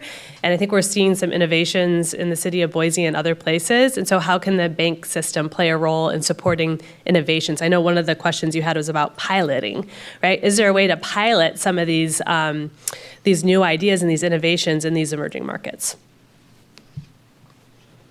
So at least in our community, we've spent a long time educating the community about the fact that affordable housing is a benefit to the community. It doesn't increase crime. It doesn't lower property values. Similarly, market rate housing is not the enemy of affordable housing, because people who want to move to an area are going to move there. And if you don't supply housing across the spectrum, they'll just buy down, renovate, and then make something else now unaffordable. And the stepping works in both directions. And so ensuring that there's an adequate supply of housing across all incomes is very, very helpful and, in fact, necessary. Yeah, I agree with that. And just the point Vanessa brought up, that's that innovation is there are demographics that are changing the way they live and how they want to live. The past 10 years, maybe kind of more productive in the last 8 years, NeighborWorks has looked at what does that look like. And we expected, and as we were seeing, downsizing boomers as an example, wanting less space and maybe not wanting to take care of the size of home that they either own or that they're moving into. And really from that conversation, some of our pocket neighborhoods, what we call here in Idaho, came about. And the value of that is you have that diversity. We're talking about spectrum of housing that happens in the neighborhoods, a little bit of a cottage feel. Cluster development is another word I've heard that really speak to a diversity of housing within a closer neighborhood. But and what our hope was, we'd see that that downsizing boomers, this would be attracted at least to their lifestyle, and then some. And we hope to have a multiple generations within our neighborhoods. And that really is what we've seen. We've seen folks just coming out of college or young families. And when the mix of that really reminds me of thy small town in the sense that everyone started to watch out for each other. The community came together to help. They're shoveling just this week, shoveling away for their neighbor to get to their car. And so it's part of understanding that things are changing and it's going to look different in every community. And that innovation can help drive that. And from a pilot standpoint, ADUs is a conversation that has come up. How do we make better use of the existing housing stock as it relates to housing families? This year, NeighborWorks is Boise is starting a pilot as it relates to just home share. How can there be a facility that would allow, maybe it's not, you're renting just this room, or it's maybe it doesn't have the same entrance, but how can there be an equitable way that that family can stay in their home, realizing that the costs of property values are going up, and just the matter of needing somebody to help go to the grocery store, take care of the place that they're living now. It doesn't have to be a change necessarily of dollars and cents, but that support of that family living in that community. How would that score as it relates to an innovative program or pilot under the existing criteria? And I'd have to say it doesn't really have much of a place from what I could see how it would score appropriately and or be valuable in that way. Thank you. Brady, and then after Brady, I do want to, I have some follow-up questions. And just to let you know, Dutch and Wes, I'm coming for you since you are members. Brady. I agree with, the notion of being concerned about the full spectrum of housing. Affordability is relative to everybody. And that's, coming from a lot of us who are very focused on the lower affordability end, but it's impacted by what happens in all the different levels. So also supportive of piloting and in programs of that nature to get to a point to find out what works best and what kind of menu of programs should be made available through the bank. I would just caution or encourage, I guess, that we find consistency probably across the regions. What's done or discovered in one region is also done in another or made available in another. So there is sharing of success, but also opportunity when that success is found.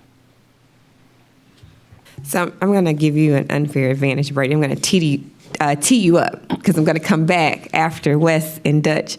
But, we hear innovation a lot. But if you could just take a couple of moments and think about what type of innovative product could the Federal Home Loan Bank create? And it doesn't have to be, steeped in detail, right? But what would it look like, or what would that product do for you in helping you in the organization that you service to meet your needs and across this housing spectrum? And to be fair, Dutch and Wes, that's actually the question that I have for you as well as members of the Federal Home Loan Bank. What, kind of an overarching view, what would, aside from a different haircut, or if the haircut is the answer, please, say it again, because repetition is key. It really emphasizes a point or the importance of something. But, to address housing supply across the spectrum, what types of products, what could the Federal Home Loan Banks offer you? What would it look like kind of in the grand scheme of things? And, yeah, okay, Dutch. All right, sounds good. You teed me up here.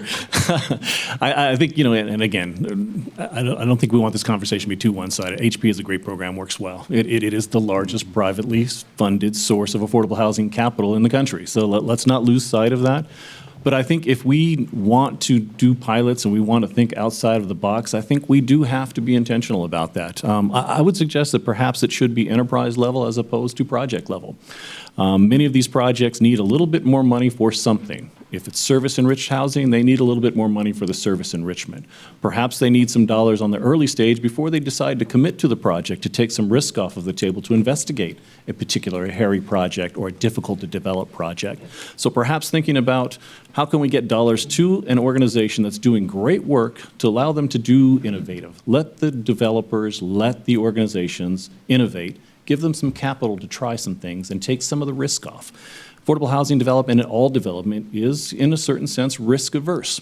You're not going to incur a lot of capital and a lot of expense unless you're fairly sure you can get something done. Any developer that does that will not be a developer for very long. But that rubric also creates, we're going to do the projects that, while they may be hard, we probably could do something a little harder if we had some kind of a capital that we can plug in there to make sure that this is a good thing. So perhaps looking at an enterprise level as opposed to just project level, keep the project stuff in. It's critical. I don't think we should change a lot about AHP. It's a really good, put more in. We need more of that. But perhaps maybe some additional dollars that could be at the enterprise level to innovate, to explore, to do some things that are probably a little too risky to do with borrowed capital or kinds of capital that has a lot of kind of risk attached to it. That doesn't have to be a lot, and sometimes it can be fairly small dollar amounts, can really move the needle so that a project can move forward or an idea can move forward. This exploratory capital, at-risk capital, is something that I think you should perhaps look at. And I don't think it will take a lot for many organizations. And make it easy to use and, tell them go forth and explore. We have good minds on the ground, let them do their work. And sometimes that little bit of yeast is what's going to make the dough rise in these kinds of community development projects. Wes? So to, I guess, add to that, or to maybe go back to a point that was made earlier, a lot of supply is really driven by what the developers can do and then what are the guidelines in which they work. And if there's an opportunity to maybe change some of the eligibility requirements so you can push into broadening the eligibility of building in that building spectrum, let's do that.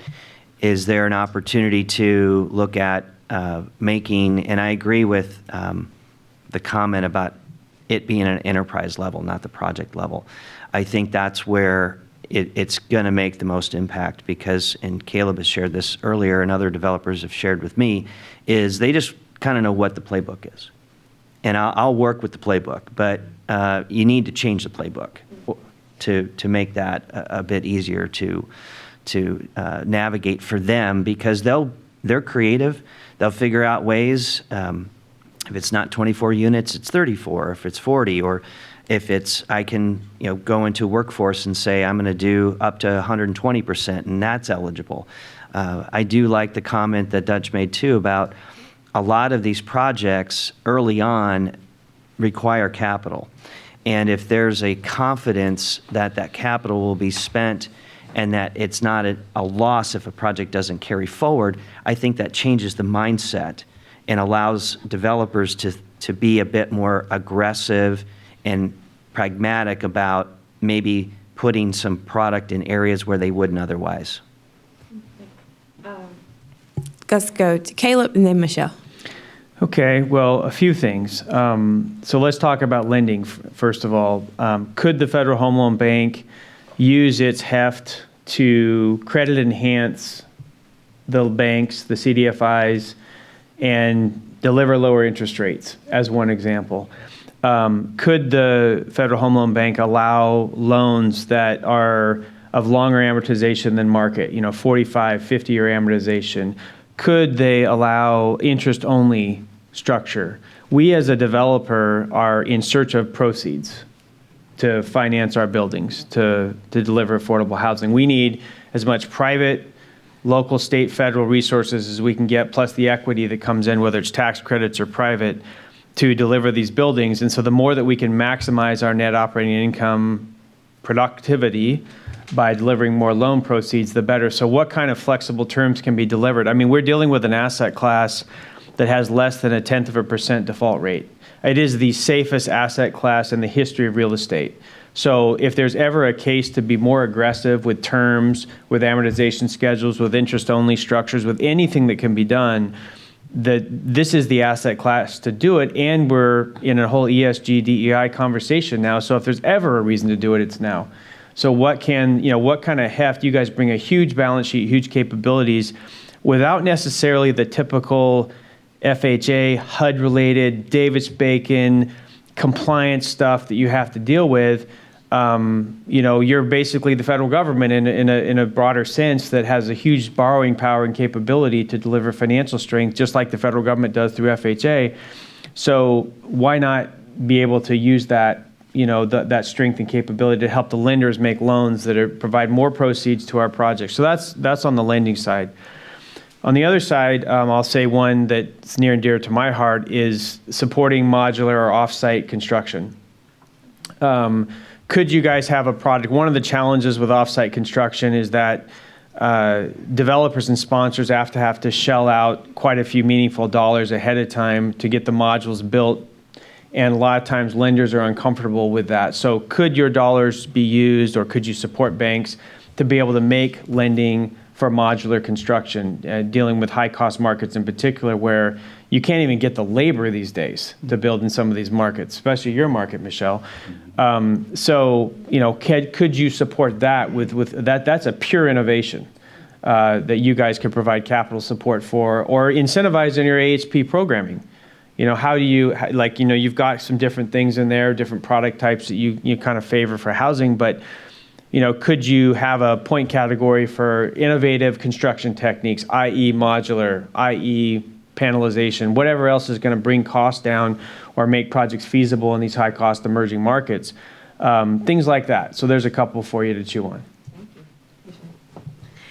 I echo everything which has been said so far, and I'm going to cast the net a bit wider, hearkening back to the sort of teaser question about economic and community development.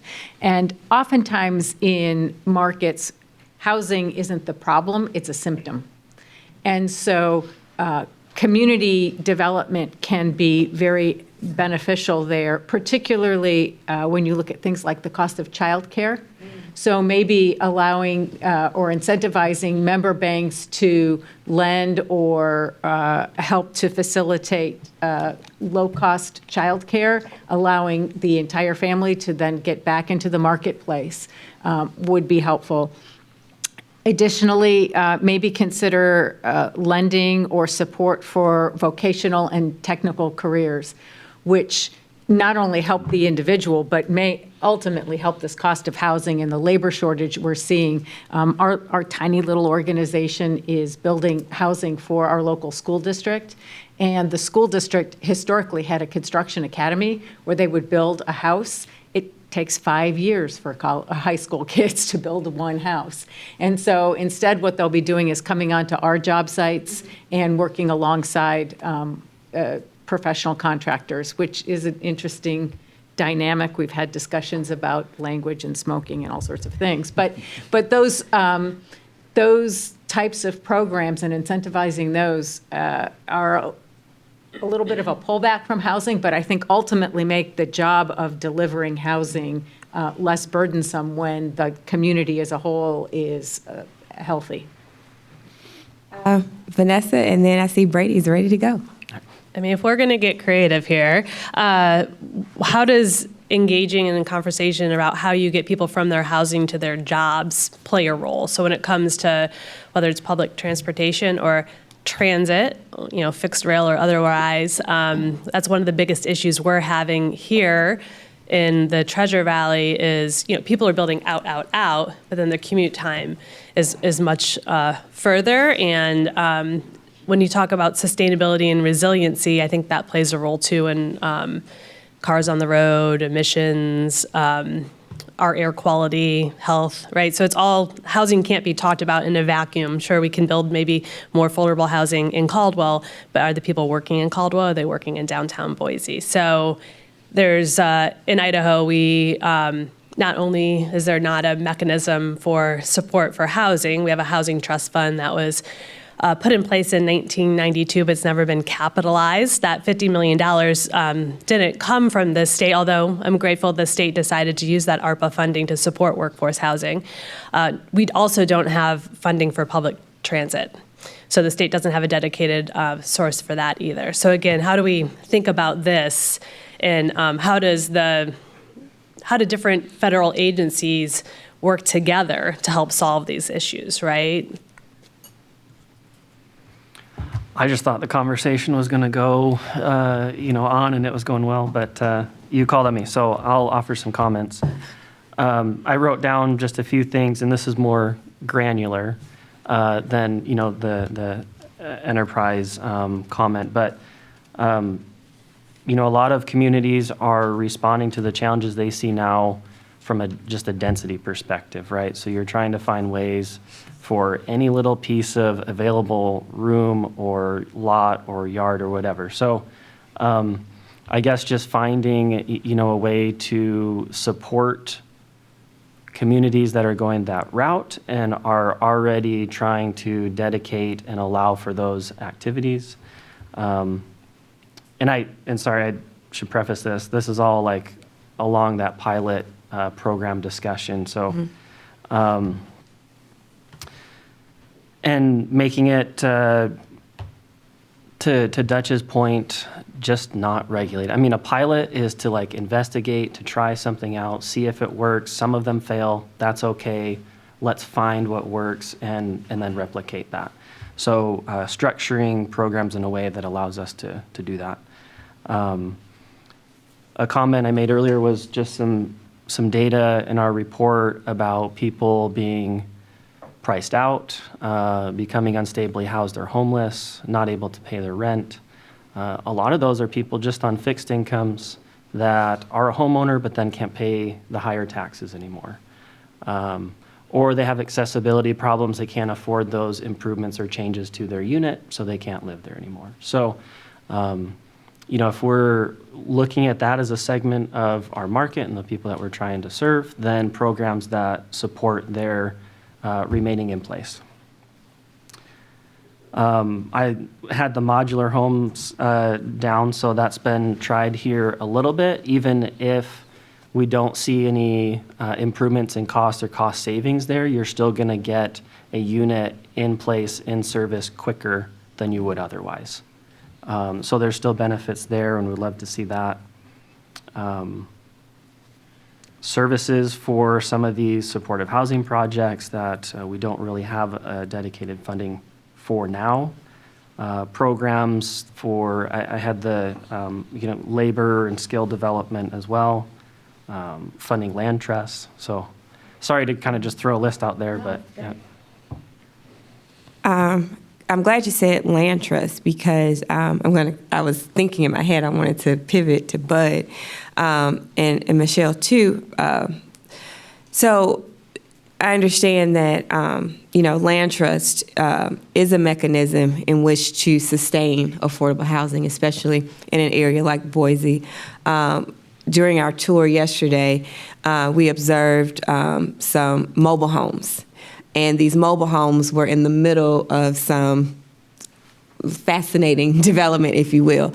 So, one of the questions I had was, obviously this, the land here, the price of the land is going to go up, and there's going to be someone coming to buy out that land. So when, in instances where a person has a mobile home, the land is not always theirs, and that land could be sold very quickly. And again, one way to, mitigate displacement in an emerging high-cost area like this is by establishing some type of land trust or using that model. And so I would like to hear from you, are current Federal Home Loan Bank products supportive of that model? And if not, what products or how can the Federal Home Loan Banks support that type of or enhance or increase that type of those types of projects, if you will? It's a timing issue, right? So you have to buy the land and put it in the trust, and then there's a long period of time before you get through the entitlement process and raise the rest of the money to do the construction. So yes, you can use Federal Home Loan Bank money for land trust models, but it doesn't work as well to buy the land and sit there and do nothing with it for years. So recognizing the timing of getting that land tied up and secure would be a useful consideration. I'll agree with the expert next to me, specific to Arch has been around for a long time, and we are somewhat newcomers to the housing trust model, and what's driven us there is just what we've seen. We've invested time to create affordable housing opportunities, and within that same year, all the resources and the time and labor, that would be sold, or someone would pass away, and what was affordable became unaffordable just within the year. That was really what started us down that journey, because I think we could do a better job with that. From there, we went to deed restriction, and actually the city of Boise had some innovative thoughts as it relates to tying some of that to the dirt, some of that, your income qualifying that family, but now you have a 20-year affordability in a deed restriction model. And after this is, a span of 4 years, we're in a position now where our housing trust is being stood up as it relates to, 6 new homes that'll be put into the trust this year, our first, hence the expert over here. And I agree, it is a timing. It is the easy way to talk about a trust is it's about the land, but really it's a little more than that. We simplify it by saying it's all about the land, but there is down payment assistance even above that that's needed to make it even just equitable for that family to get in. And so those numbers for us are in that 100 to 120,000 that needs to be brought in to create that one-time investment of funds for that long time period of affordability. Now, what I mean by that is as that homeowner lives there, interest, equity creates over long term. This is housing, just in general, is the investment that a family would make. That generational change within that family, for generational change for wealth or wealth creation. And so when that time comes, these over 99-year land leases now. We've kind of moved away from the deed restriction, more of a land lease, a little secure as it relates to a foreclosure. And then when the time comes that they do want to move, it's that shared equity piece that I think land trusts really fit well, or at least our housing trust it fits well between the rental and between the single family, new homeowner or first-time home buyer, in the sense that it creates that equity for them to make that next step a little easier. And that is shared for the next family as they go. And so it is a shared component, kind of that pay it forward model. Caleb? There's an emerging problem that we'll experience, our children will experience over the decades to come, and that is the expiring of the land use restrictions for affordable housing. So we're talking, thousands and thousands, if not tens of thousands of units are going to just go to market, okay? And these are 20, 30, 40-year problems from now, let's say. Some are happening sooner. But we will be to a point where we're seeing more projects expire as affordable housing than are getting built. It's coming. So, one of the things I would just point to right away that we believe strongly in, even though we're a for-profit developer, is the permanency of affordable housing. Why do we have to have a 55-year, or 40-year, or 25-year covenant? Why not a permanent covenant? Now, that's hard to do legally sometimes, but there's nothing that says that we couldn't dedicate land to a governmental agency or a land trust, let's say, in affordable housing development. And by virtue of that land now in public hands, in a public trust situation, whether it's government or a recognized trust, it effectively has permanent affordability. Because now that at some point when that regulations expire at the tax credit level, whatever, there's a landlord there that cares about this issue long after the company, whether nonprofit or for-profit, put that thing in place. And so, right now you guys have in your system, your scoring system for AHP, if donated land or government-owned land is part of the picture. Why can't I, as a for-profit developer, decide that I buy a piece of land and I'm going to dedicate it to a governmental agency and get reimbursed my purchase price, let's say, and put that in the capital stack of the budget? But now I've just created an opportunity for permanent affordability, and you guys caused it as a Federal Home Loan Bank by virtue of incentivizing it into your scoring system. That alone, we're not thinking about the 30 and 40-year problems from now. We're thinking about the expiring use of projects now. But I'm telling you, as the production is ramped up over the past decade, there will be tens of thousands of units just vacating the affordable rolls. And, what's going to happen? We're going to be dealing with that crisis then, our children maybe, or maybe me in my old age, but bottom line, that's going to happen. And you guys could be doing something to prevent that now, because I think it's a great model. And we as sponsors, we're going to maintain that asset for the term, and if they're nonprofit, it might go on, but if our company goes away someday, this project's not going away, and that's of value. Thank you. Michelle? Yeah, so Caleb, you hit on the reason that jurisdictions in Blaine County either hang on to land and lease it to our organization or give it to us outright through the state housing agency. The mechanism in Idaho is a little bit of a two-step mechanism, but we hold the land affordable in perpetuity, and that is one fundamental key to a land trust, is that permanent affordability, and the vehicle is a long-term land lease, which demands affordability beyond even the life of the building in some instances. Thank you. Vanessa? So I'd written down before Caleb started talking, this preservation of both naturally occurring affordable housing and then affordable housing that's restricted right now because of low-income housing tax credits or whatever it might be. Several years ago, I pulled the data for the state of Idaho regarding expiring LIHTC properties, and I geocoded it. And I was like, who is paying attention to this, right? And I'm so glad that you are. But how do we? When Caleb does decide to retire, right, which hopefully does happen for him someday, how do we make sure that we have new developers coming in that that will continue to guarantee that affordability of something that's affordable today, right? Whether it's naturally occurring, like the mobile home units that you were talking about that you saw in Garden City, right? How do we can the bank play a role in facilitating the purchase of that for someone to hold, right? Or those expiring credits, if Caleb wants to get out of it, how can there be kind of right of first refusal to another company to come in and guarantee that preservation of affordability? Caleb, and then I want to piggyback off of your point. Yeah, just one real quick thing.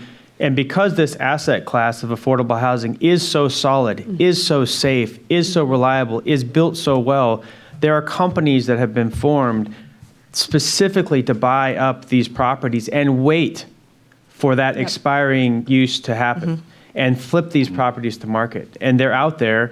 And, I'm a freedom-based guy. I think those companies should be able to do what they need to do to stay in business. However, all this taxpayer money got invested in this affordable housing to get it built in the first place. Why in the world would we let it just turn to market rate housing at some point? I mean, it makes no sense to me. And this issue has to be focused on in a big way. I'm glad you said we, because I'm going to turn to Wes and reference something that he submitted in the written comments. And so, Wes, you emphasized the importance of public and private partnerships.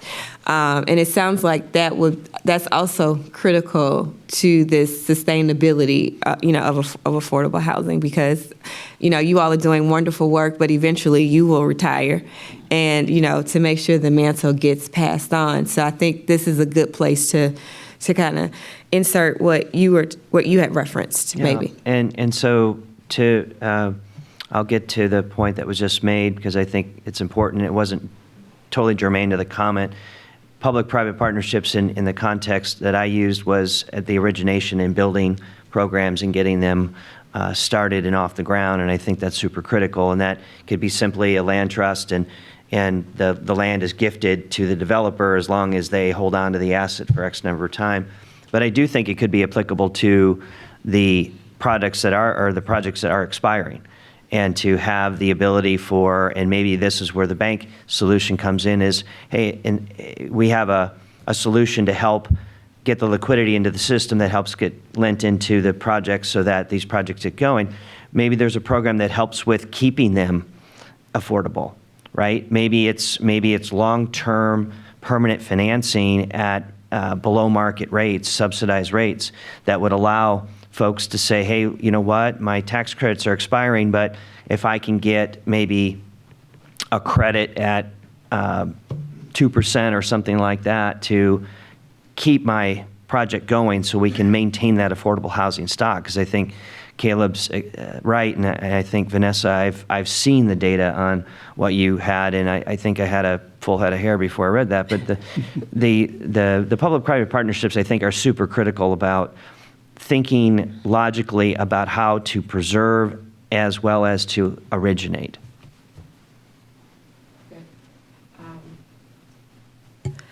Great. Also, again, I want to visit some of the written comments submitted. Brady, you also talked about warehouse lending for affordable loan programs using new loan purchase from the mortgage lenders as collateral. Could you elaborate on that a little more? Maybe. So just to be fair and clear here, I don't, work within our mortgage lending area. So, some of this was collecting comments from across the organization, and this was one that came up. So I'm not, familiar with exactly how that works or necessarily, but part of this comment coming out is the fact that something similar happens in one of the banks, but not through Des Moines. And so it was more a comment of maybe consistency across the regions and the products that are offered, and how organizations like ours and others can utilize and benefit those resources. So I apologize, I don't have the expertise to get into that. Oh, no worries. But the comment and thought still remains that if we're able to make what's available somewhere also available elsewhere, if it's a kind of proven concept, there's been success found there to allow others to benefit from that. So I think this discussion has just been fantastic, and I want to thank everyone for participating and for their very thoughtful answers. And I think it would be a nice way to close this session by we could go around and discuss the single most important change each of you would recommend to best position the system to fill the roles you envision. And if no changes are needed, why not? And maybe we could start with Caleb, and then we could work our way around. Well, I'll just go back to the cost issues. And what we have is, the Federal Home Loan Bank maybe contributes in a minor sense to the cost of projects. But there's no real organizations out there, government participants, that are focused on this issue. And what developers do is they're just dealing with all these inputs of cost. And a market rate developer is no different than an affordable developer. And they just are taking in that information and making an offer to the market for the price of housing, whether it's for sale or for rent. And they are dealing with whether it's feasible to go forward or not. And so when nobody's talking about cost or caring about cost in any way, and we're adding all of these other things to the menu of building a home or rent or building an apartment, we're not paying attention to really what the point of building housing is, which is to build something that's affordable for somebody to live in, to spend about 30% of their income on, and be able to have money for the rest of their life. And when we try to layer on policy after policy after policy objective to that housing, and we jack up the cost of that housing, we defeat the very purpose of what we're trying to do. So if there's one thing we could focus on, is how do we start to pull the cost out of housing that has gotten really out of control. The market's going to be the market. Land's going to cost what it's going to cost. A framer, you're going to pay a plumber, that kind of stuff. But what can we do that policy-wise to keep the cost of housing more affordable in its construction and delivery to the market? I was really glad you said cost, because now I get to say something else. But cost is important, right? And the regulatory compliance cost is significant, and it's probably the one aspect of cost that the bank system has control over. But I would say flexibility. And whilst there is, I hear you, Brady, within the organization of IHFA looking for consistency of programs across the bank system. The piece of that, the innovation piece, though, is this idea of pilot programs and flexibility and allowing the banks to experiment a little, recognizing that there's a little bit of risk there and there needs to be a little bit of a tolerance for loss there. And then once the programs work, maybe then doing a better job of ensuring that all of the banks in the system at least are aware of the program and can take it to the next level.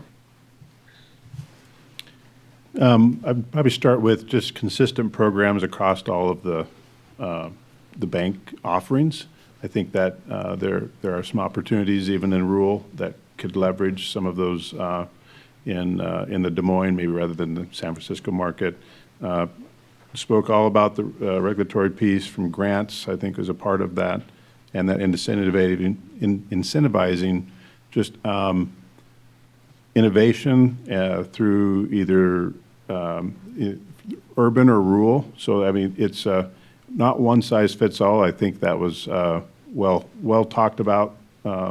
And I see that there could be some opportunities moving forward as you regulate and really look for some incentives to look for different ways to build or do what we're doing. I think we'd be remiss if we didn't say to you as the regulator of the federal home loan banking system how well the system really works and how well managed most of these institutions are. This is a critical component in our financial system right now. I think if we look at what's happening with interest rates and the runoff of core deposits, especially at small banks, federal home loan bank system is filling that gap right now of liquidity. And without it, then lending stops. They turn the spigot off. So I think this almost goes under the radar of how important this is for our financial system in the United States. So they do a great job of that. And speaking personally as a CDFI, or Community Development Financial Institution, we've been fairly recent admittance to membership in Federal Home Loan Bank system. And I can say that, specifically the Federal Home Loan Bank of Des Moines, but I've talked to several colleagues, CDFI colleagues, who also are members of banks, and how accommodative the system has been. in, to bring us in. And frankly, this was a mandate that was put on them with very short notice, and they had to figure this out very quickly. But they worked in a very accommodative spirit, worked in the notion of we too believe in affordable housing and want to make this work, and have made many of us CDFIs very comfortable in entering this new system, and frankly provided what is hard for us to get, long-term fixed rate capital in the end. So it works really well now, and I think you should hear that about the Federal Home Loan Bank system. I think we need a little more price stability on pricing is really important, especially now, and higher advance rates. That just would make my job easier and allow me to get more capital out into the marketplace. So I'm a policy and public administration person, so I think about processes and just kind of building off of what Caleb said. Do we have processes in place that we think are necessary to meet this outcome? Or are they preventing us from meeting the outcome? And kind of what I've heard today is there's maybe some things in place, and I'm not as familiar with the system itself, but there could be some ways to re-examine the policies we have, still achieve a success, but maybe even at a higher level because we're decreasing the burden on communities. Yeah, I guess I would add, and in my way of thinking, it's regionalize the metrics and eligibility. I think a lot of the policies and the regs right now were made at a time where that was then and today, or this is now. And so we've changed quite a bit, and we've changed a lot in our region. And so I think taking a look at, is there a way to understand, like within the domain of the Des Moines Bank, to look at high-cost areas, look at rural areas, and to have different metrics to help drive some of that eligibility, and so that the developers, the ones who are putting these products out, can work with that. It should not be a one-size-fits-all.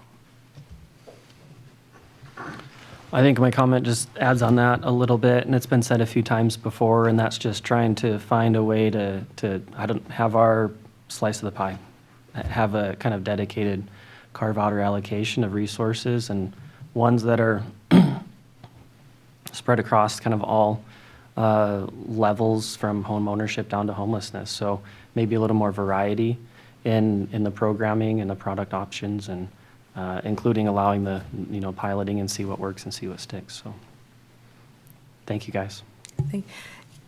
So we do have a few more minutes left. So I do want to maximize the time and opportunity that you all have to speak on the record. So is there anything else that maybe you didn't get to include in your last comments? Yes, Vanessa. So I think you're doing exactly kind of what, like this whole process is exactly what I'm talking about. I think oftentimes we put a policy or program in place, we don't measure it, we don't take an opportunity to look back at it. This is exactly what you're doing. So I just have high hopes for the outcomes, no pressure on you, high hopes for the outcomes of this process, because you're going around the country, you're talking with stakeholders. I think you're getting a really diverse representation of the needs. And so I'm really have a lot of optimism about the future of the bank's ability to meet the needs of individual communities. Okay, great. I told you the 3 hours would go by relatively quickly. So again, in closing, we can't say thank you enough for your thoughts today, for again painting a picture for us of the housing ecosystem, the needs that are unique to places like Boise, an emerging high-cost area, the things that you have said today at our roundtable, as well as comments that you've submitted in advance, are of great value to us, and they are definitely helping us get to where we aspire to go. And a lot of great ideas came across the table today, and so I just want to share a few. Again, understanding that this does not nearly encapsulate everything that was discussed, but just some of the highlights, some of what we heard in terms of how the Federal Home Loan Bank system can better support affordable housing in an emerging high-cost area. And I'm sure some of these ideas are applicable across the various regions that the Federal Home Loan Bank system serves. But exploratory capital and putting that capital or giving Federal Home Loan Bank members an incentive, or rather, placing that capital at an enterprise level to give members an incentive to expand their reach in terms of the housing spectrum. Also acknowledging the diversity of costs and being aware and considerate of the cost of the program requirements that are implemented. There's a need for flexibility, meaning allowing for pilot programs and seeing what's working. For those things that work, we hear you saying, encourage the Federal Home Loan Bank system to share, or the system creating a platform so that members can share those ideas across the system. And also being sensitive to and aware of the needs that are specific to regions, and even probably the diversity within those regions, making sure that's addressed. And of course, support for CDFIs and the smaller community institutions who are really doing the work to reach people and indigenous populations of color and the smaller contractors to meet those to meet the affordable housing needs, et cetera. So again, this input is phenomenal. We are certainly gleaning a lot and look forward to continuing this engagement and really putting pen to paper to see what comes out of it. We want to give a big shout out to our team at FHFA that is behind the scenes, making these events a reality. It takes a lot of phone calls and reaching out and denials and, and waiting to bring an exceptional roundtable like this together. Of course, you see Alex and myself, but we truly have a dedicated team of a lot of members. This team, those in front of you as well as behind the scenes, and our director truly care deeply about this initiative, and we hope to make you all and the system proud and come up with some really innovative solutions and ways to meet today's affordable and housing needs in general. So we encourage everyone watching, those of you around the table, to visit our website regularly, as we are posting updates on a weekly basis. I like to say this and other roundtables, if they're not up there, they will be on our website on demand. So you can go and watch the other ones that we've had and watch yourselves as well. So next we head to Athens, Ohio, where we will be discussing the housing needs with rural communities that are specific to Appalachia. And so with that said, again, thank you all so much for your time today. Thank you to those of you who watched us on the live stream. We hope you have safe travels home. And that concludes today's roundtable. Thank you. Thank you. Thank you so much.